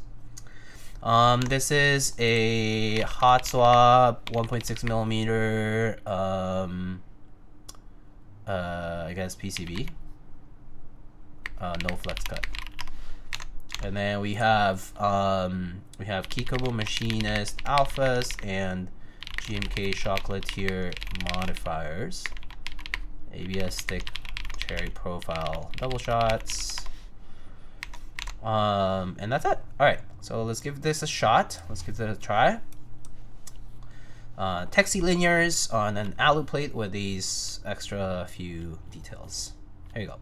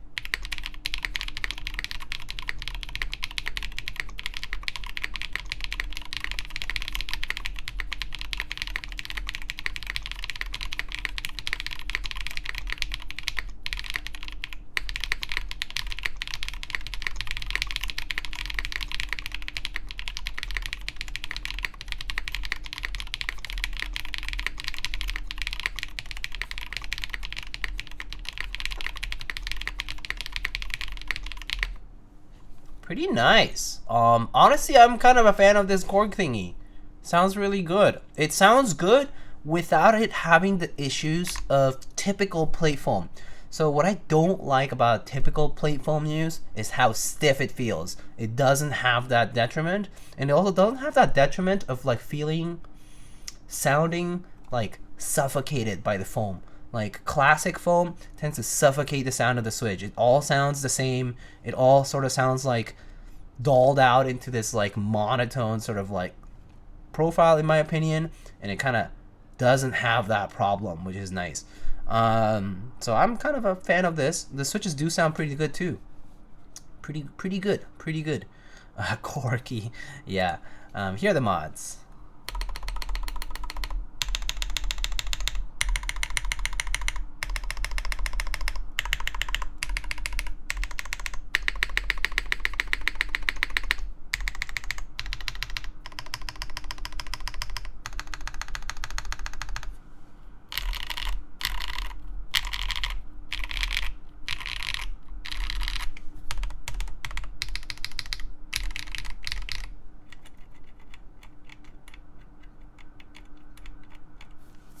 And that's it.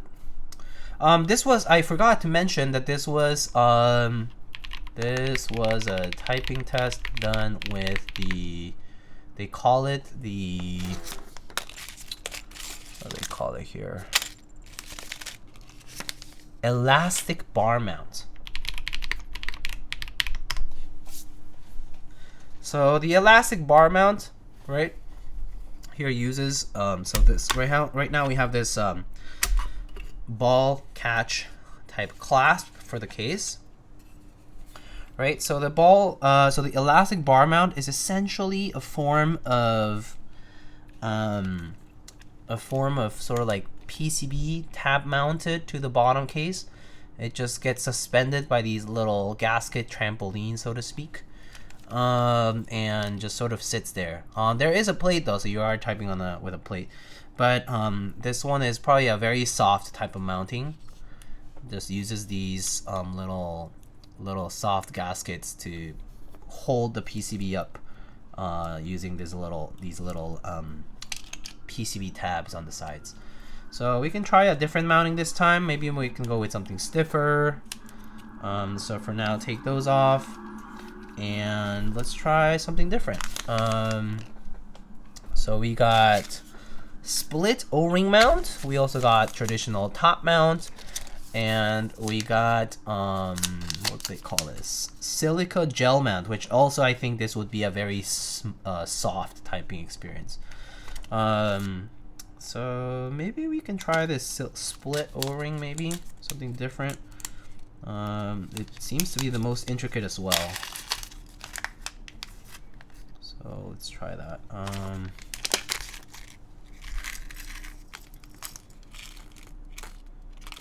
Oh wow, there's so much going on here. Okay, let's see. So for a split O-ring, based on this picture, it looks like it. Okay. So, so it also sort of uses this. How does it go? How does it attach to this?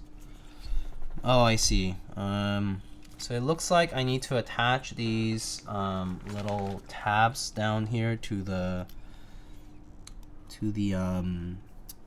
assembly. So which way would it go? This way or that way? It goes this way. So kind of like this. Just sort of mounts to the bottom case there.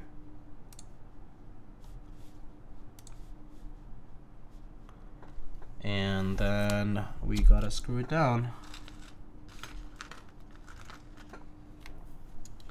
Seems like quite a bit of work though. Let's see.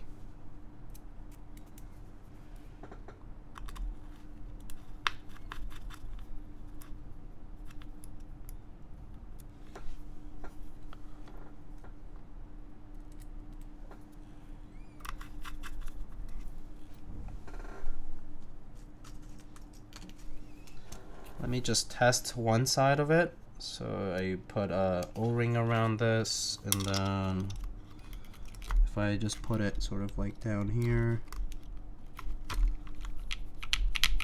Oh, I see. Yeah, they get sort of like clasp by this tab over here. Pretty neat. A little different. Let's try putting those on. Install those. I actually think those can just remain installed for the most part.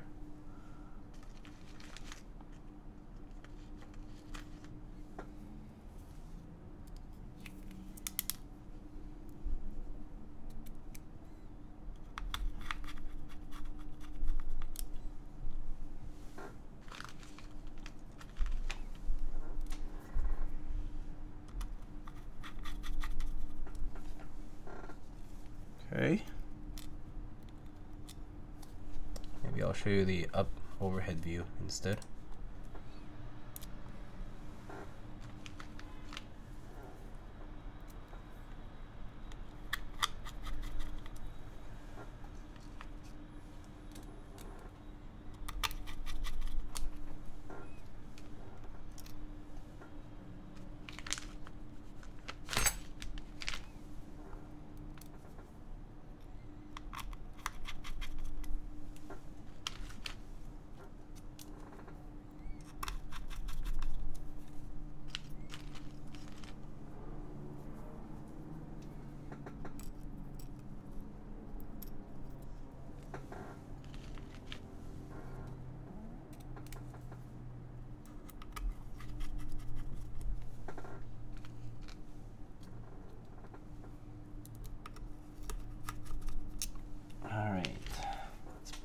The rest of these guys.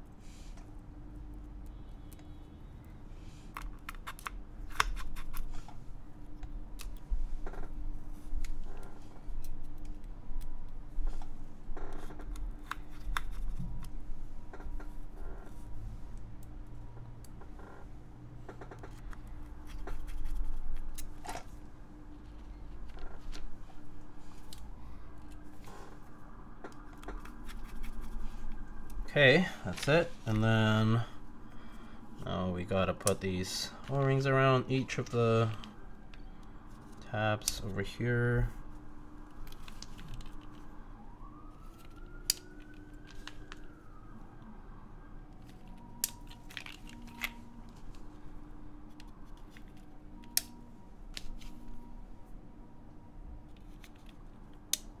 I'm missing one. Where is it? It must have.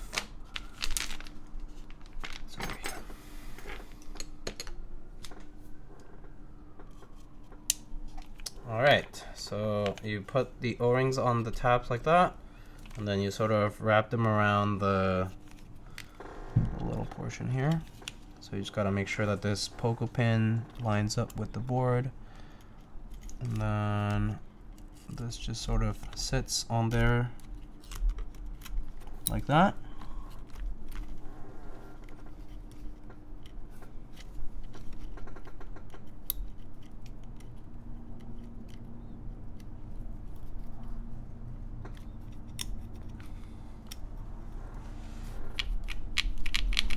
Pretty good. And now just put the top.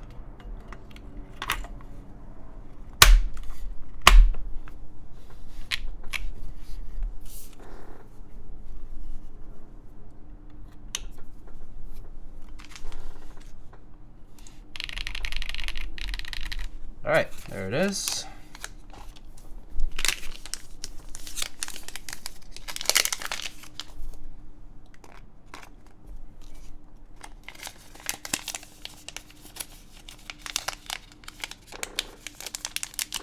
So we first tried elastic bar mount.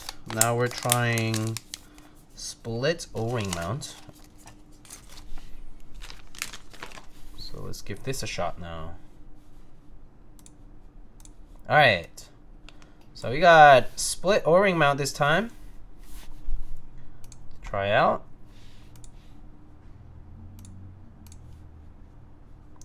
All right, split O-ring mount this time.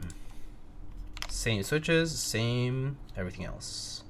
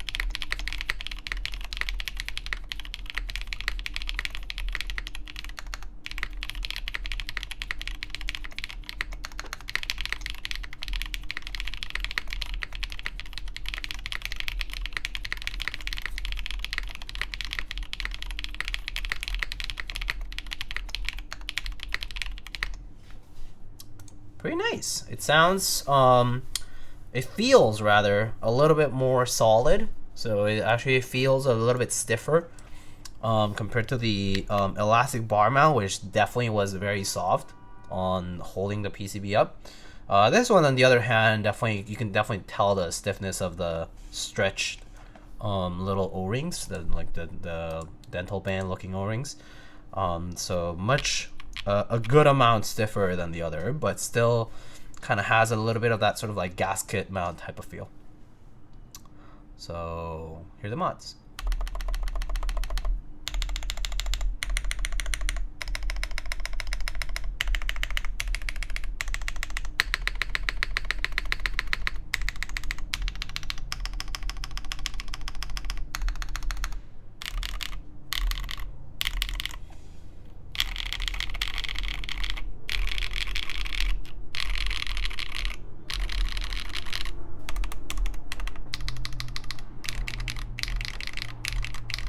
KKB spacebar? Yeah, KKB spacebar.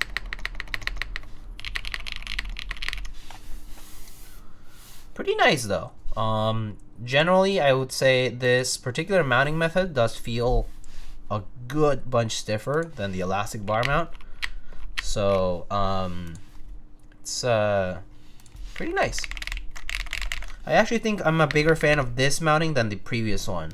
Although I think for if I had a softer material maybe for the plate, I might have been okay with the other mounting too for like that extra bounciness. But this is pretty good.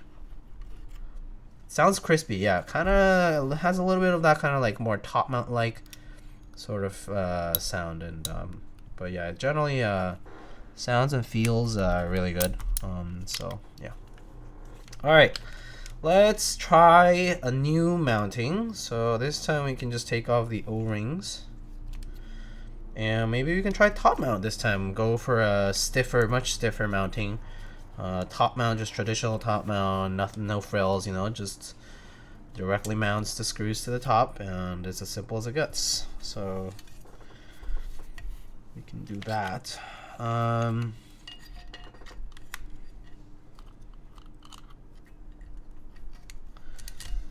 So for top mount, it appears we just have screws that just go straight to the top piece. So let's grab our screws here.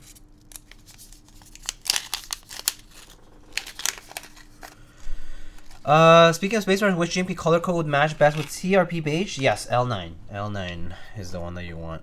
U9 is the darker, the beige, actual beige color, and then L9 is the like the cream off-white color. Yeah. Yep, that's the one. So we got 4 mounting positions for top mount at the top, and 4 at the bottom. Actually, that's symmetrical type of mounting. So I do expect this particular mounting to be on a good bit stiffer compared to the previous.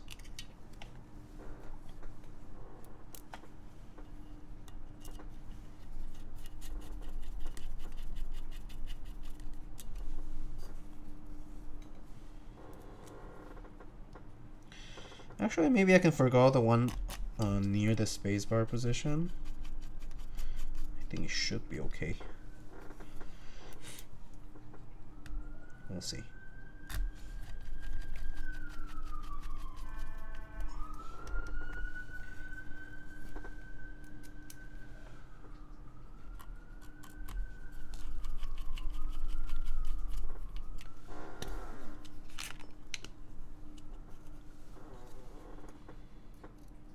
So yeah, 4 positions at the top, 4 positions at the bottom. Oopsie.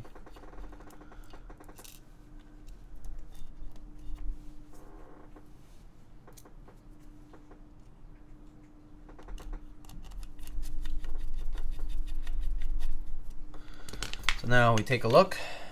So that's 4 positions, 1, 2, 3, 4, and we have 4. But I've not mounted this one right here. It's right here, and then there's one there. So right now I'm just using 7 of the 8 mounting positions, omitting the one near the spacebar. Hopefully it will be fine. And once again, we place our...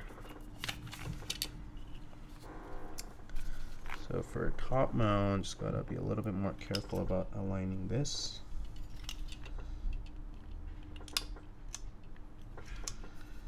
And then, actually, the top mount.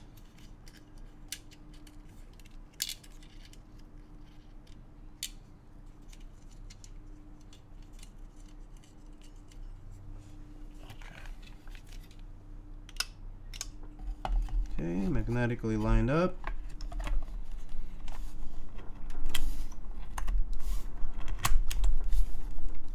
Okay.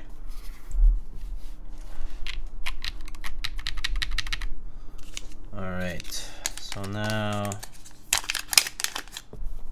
put the O-rings away, don't lose them. So now we have full top mount. Omitting the spacebar screw. There's a screw like right around here that I omitted. So now we got top mount. So let's give that a shot. Here goes, top mount.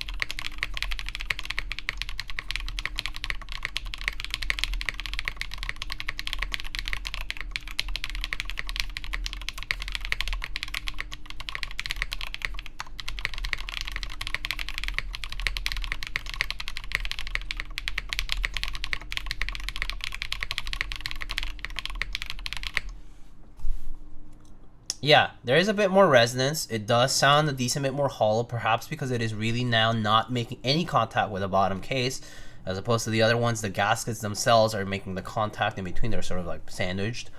So yeah, a bit more resonance, kind of like you can tell it's a bit more hollow.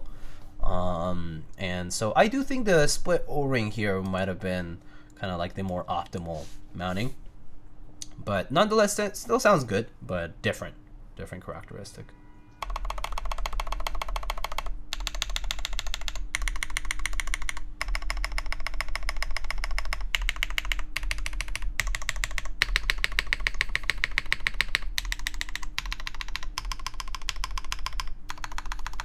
Oh, is the build command not working? That's weird.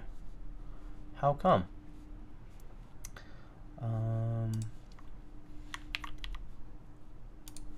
It should be.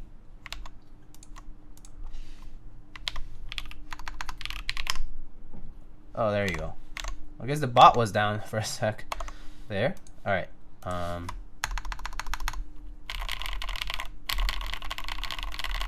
You can sort of hear a little bit more of that resonance on the top row.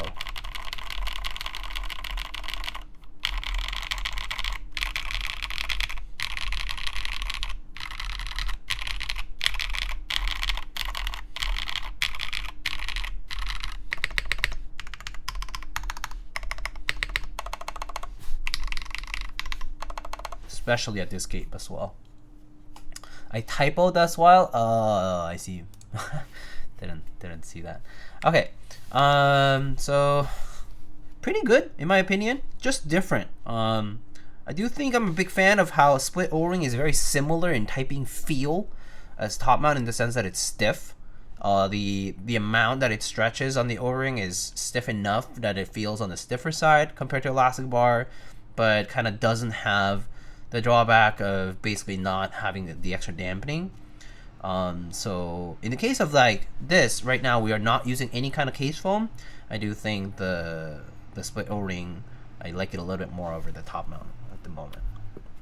Same but different, eh? Yeah, sorta. And then, so it's easy to swap between the builds here because we do have this like clasp mounting. It's kind of harder this time. Oh, that's right. It's because Alright, I can't push it like that because now it's mounting it to the... How do I open this without... Oh gosh. I just realized when you're doing top mount, the assembly is mounted to the top piece, so it's a lot harder to take off the clasp from the bottom because there's not much to grab onto. Alright, there. Phew.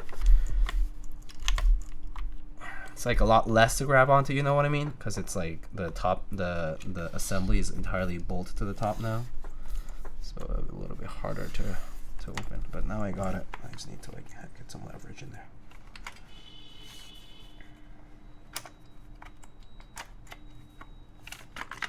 There we go. All right, there. So that was top mount, and then lastly we got our last mounting system, which is going to be probably the softest one, the silica gel mount. So for that one, I expect it to be really much bouncier, kind of maybe a little bit thinner sounding. I'm not sure, but kind of will remind me maybe a little bit of the Cycle 8, mayhaps. Excuse me. We'll see. We'll see.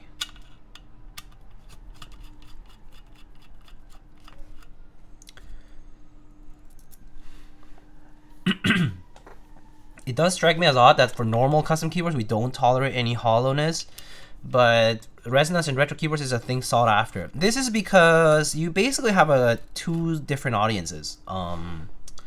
Like in people who are into the vintage or retro sort of like both look and feel and sound of keyboards, they do, like, for example, a lot of those people will prefer, for example, a plastic chassis over a metallic chassis.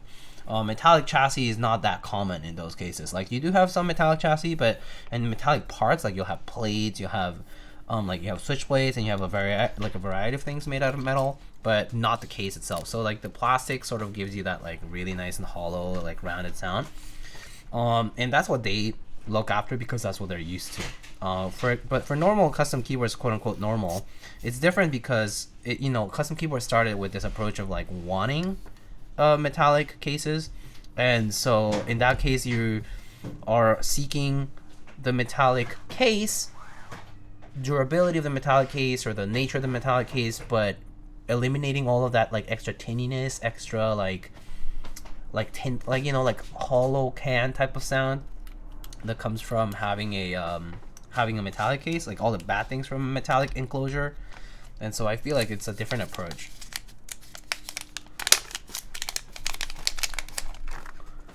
Right? Like, yeah, so for example, people who really like Alps switches will tend to really like them in these plastic enclosures. Right? But you don't like, if you put that in a metallic enclosure and custom keyboard, they don't sound that good. Like they seem a little bit more suffocated. Alright, so the last silica gel mount is as simple as this little dumbbell sort of. They just kind of go like buttons onto this plate. So there are just 8 of them total. 4 of them at the top, 4 of them at the bottom, symmetrical in nature. In form and shape, and positioning wise, they pretty much are across from each other.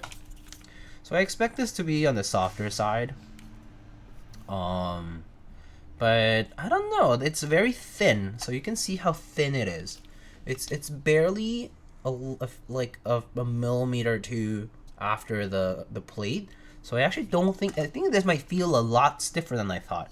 Now that I'm looking at it, I'm thinking this might be a little bit more like a sandwich mount, like a proper sandwich mount with a little bit of dampening. So I actually think the elastic bar mount is the softest, and then this one might be, actually the split O-ring might even be what is that, softer than this, but I don't know. We'll see. Let's see,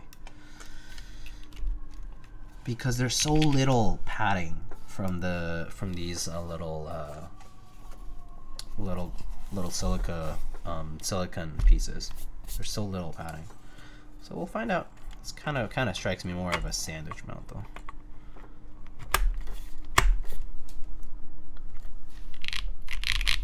All right, let's try it out.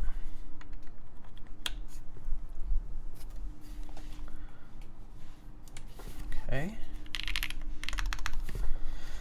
All right, now we got silica gel mount. It's kind of like this dumbbell mounting sort of form. And this one is kind of more similar. It kind of feels like pour-on sandwich, or like not even like a silicone like gasket sandwich, but it's more on the sandwich mount side of things, I think. So let's try it out.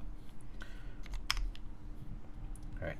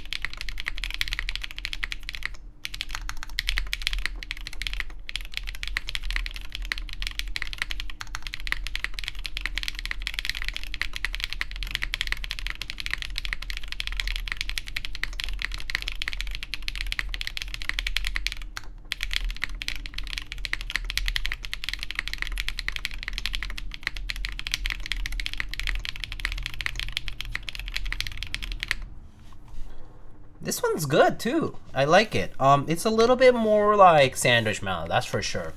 Definitely not as soft as I thought it would be. Oh, that's an interesting screen. I guess it like tracks what I'm pressing. Funny. Yay. Okay. So here are the mods.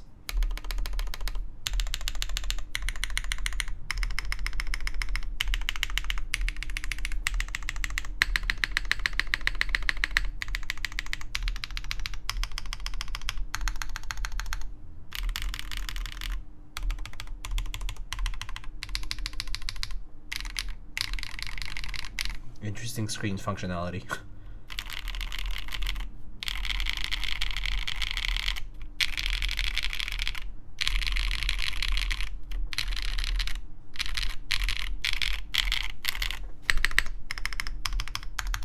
Sound-wise, this one's really good. Sound-wise, this is pretty nice. I actually really like the sound of this, but I think the split O-ring was the best typing feel personally for me. It was just like the right amount of stiffness without, with the benefits of like a gasket-like mounting system. So I actually really like this split O-ring mount a lot, more than the rest, I would say. I think the elastic bar mount, it was nice, but it was kind of like too soft, maybe like a little bit too much pressure like on the bottom piece, and like just kind of like a little more flimsy like. But I personally think the split O-ring, kind of a little bit of extra like stiffness. Top mount was just kind of like more resonant, and I wish the positions of the top mount tabs were in different positions, not symmetrically across from each other, top to bottom. And the silica gel mount is actually quite nice. More on the sandwich mount side, like pure sandwich mount style, with just the right amount of damping to prevent that like metallic to like metal to metal contact here going on in the case. So pretty good if you want like a more like solid sounding, kind of like more nice and tight sounding sort of mounting, and feel wise it's definitely a little bit stiff, but not too much, because it's only like little dots that are placed around the corners, around the periphery of the plate. This desk mat is the Harvest desk mat, Danny. Harvest. It's the GMK Harvest desk mat. And the key set, this is KKB Machinist plus alphas and GMK Chocolatier modifiers. Is this one softer? I think this one is softer than the split O-ring. I think the split O-ring gives you, well, so the thing is this. I think the split O-ring feels softer if you're pressing hard on it, because it has extra leeway in going up and down, like in the displacement vertically. But it's only if you press hard on it. But when I'm like typing on it directly, I feel like this one is still pretty stiff feeling, because the O-rings are actually stretched quite a bit compared to their diameter. And so this actually does feel on the stiffer, like it feels about the same. It feels on the stiff side though. But I think if you like press hard on this, the O-ring will give you a little bit more extra displacement, whereas the silica gel mounting kind of gives you a little bit more rigidity, because the mounting thingies, the little dots themselves are quite thin, so it feels a little bit more like the plate is just being sandwiched between the two case pieces, and so it didn't feel as soft and sort of like in the case of the Cycle 7 or the Cycle 8, I think, that uses this sort of like little point-based gasket like put into the plate. They actually have longer gaskets, and those actually do compress when the cases come together. And so those ones actually have a bit more compression going on, like compression extension going on. And so in those cases, they actually feel a lot softer, and it really feels like a little bit more isolate, like it isolates the plate a little bit more, and so the plate actually gets a little bit more extra room in those particular cases, like the TKD Cycle 7 or 8, where they get a little bit more room to sort of like bounce around. But in this one in particular, it kind of looks like more like a button that's placed in between the plate, that and it's just this like small, very thin and very small flat surface for the silica gel that doesn't really provide more than just slight bit of dampening. So it kind of feels a little bit more like a sandwich mat. It's a lot stiffer, in my opinion.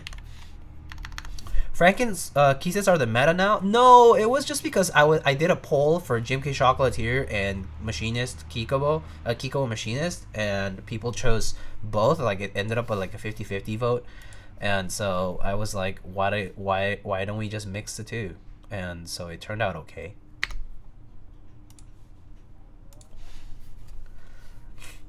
You chose the Franken key set meta. Well, I guess not really, but yeah. But yeah. This mounting is pretty good though. I like it. I don't know how to switch all these functionalities for the screen though. Let me see. Let's see. LCD screen control. FN plus.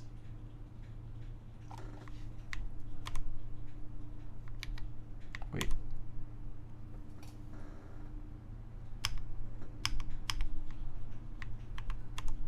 What? What's this? Theme? Oh, interesting.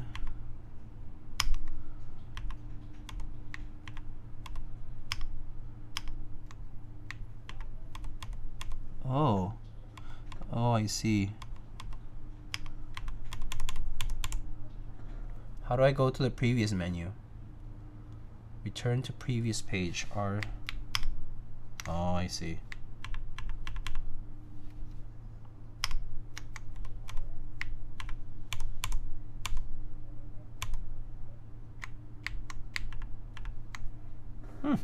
Okay, interesting.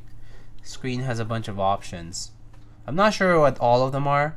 It has this little lion, and then it has this little cute doggo jumping around. I don't know how to turn that off though.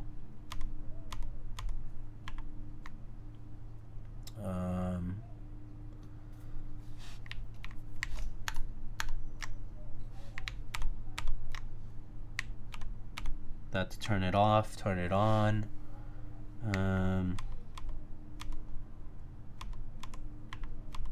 Yeah, I don't know. I don't know how to turn on off the setting of like that thing sort of like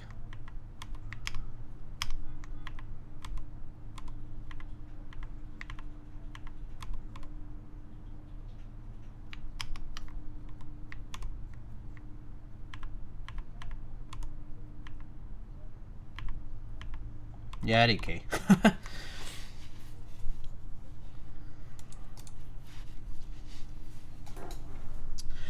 But pretty nice though. I actually think I really dig. I really like the Zoom75, the first one that came out. I had a red unit that I built last time, but I actually really think this Taiga is a nice revamp of this, and a more sort of like has a little bit more industrial look to it. Has a little bit more. I think the refinements here, like with different mounting systems, the customizability make it pretty nice. The aesthetics, I think, are a little bit more improved, a little bit tighter looking.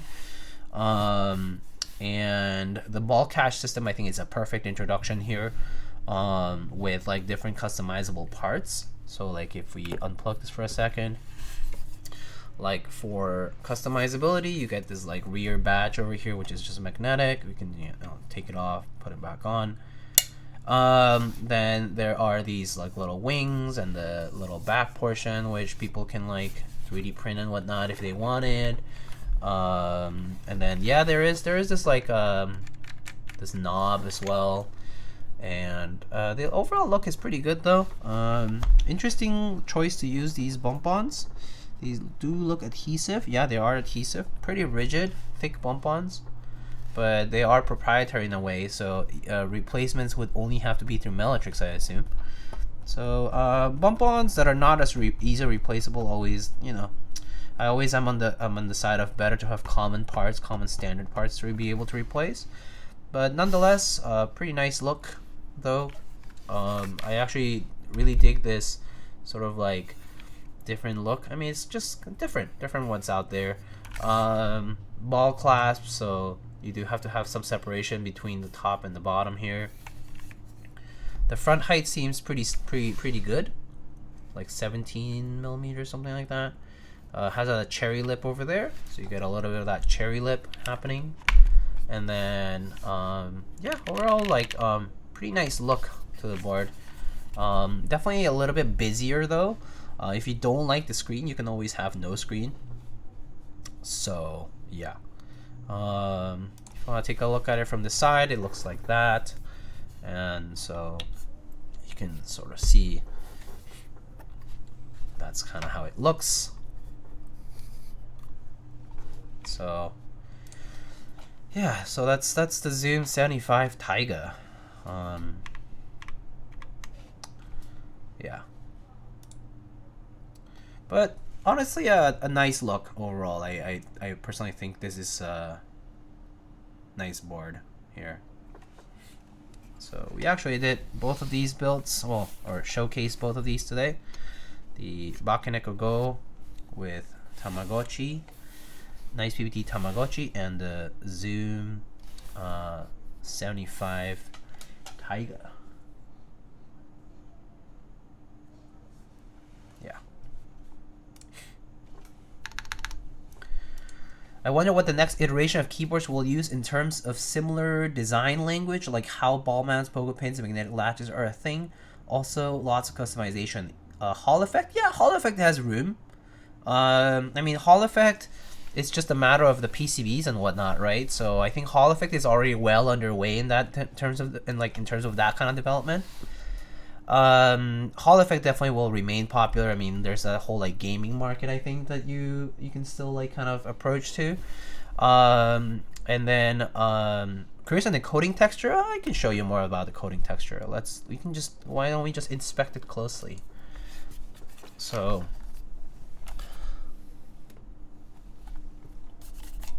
okay, so come on, focus.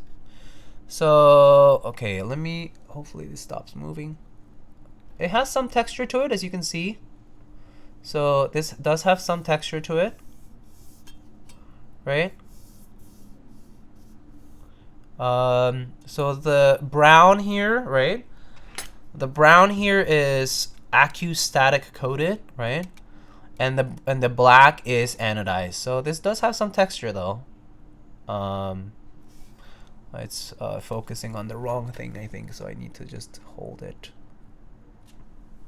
there. So yeah, it does have some texture though. As you can see, you can see it has some roughness to it. And the anodization here is quite nice, very smooth. But the texture of the metal of the brown here, it does have some amount of texture though. Yeah, kind of a little bit more like powder coat, kind of powder coat like for sure. Compared to the anode, this one is rougher than the brown is rougher than the black one here. But in terms of application, it looks to be decently thin. Like the application looks pretty good, pretty even. Some amounts of roughness, right? You can see some like pitting here, especially like you can see little bits of pitting over here towards the corners, towards the edges. That might be due to the blasting process. But yeah, overall the surface though, it's still pretty smooth to the touch, but it does have some texture if you like continuously like rub it like that. Yeah.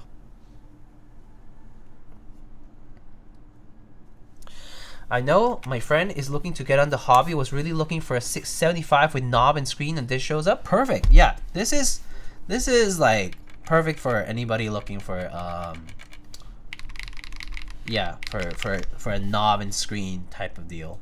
The Zoom75 V1, essentially like the previous one from this, only had the screen if I recall correctly, didn't have the knob. But yeah, this actually has a knob, but it's not a it's this like what are these called? What are these knobs called? It's just up and down. It doesn't go around. It's not like the rotary scroll wheel. Yeah, like a scroll wheel. Yeah, so pretty good. But good for volume. Good for maybe like I wonder if you can program this for other applications too. That would be good. Not clickable though. There's no clicking, so it's not like a scroll wheel from a mouse. It's handy though. Could like zoom in maybe, or like other things for maybe for the artists and the designers out there.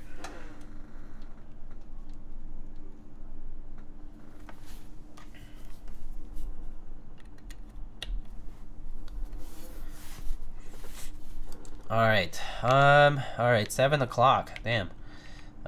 Stream's been long, so probably wrap it up around here.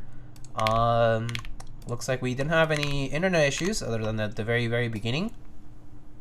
Never use knobs, I'll never know. Don't worry, I don't use one myself regularly anyway. So let's see, I see Mr. Yuri for the win is currently doing some Neo 65 build. And again, big thank you to Apery for rating earlier. Thank you. So we can check out Yuri's stream. But yeah, let's wrap it up here though.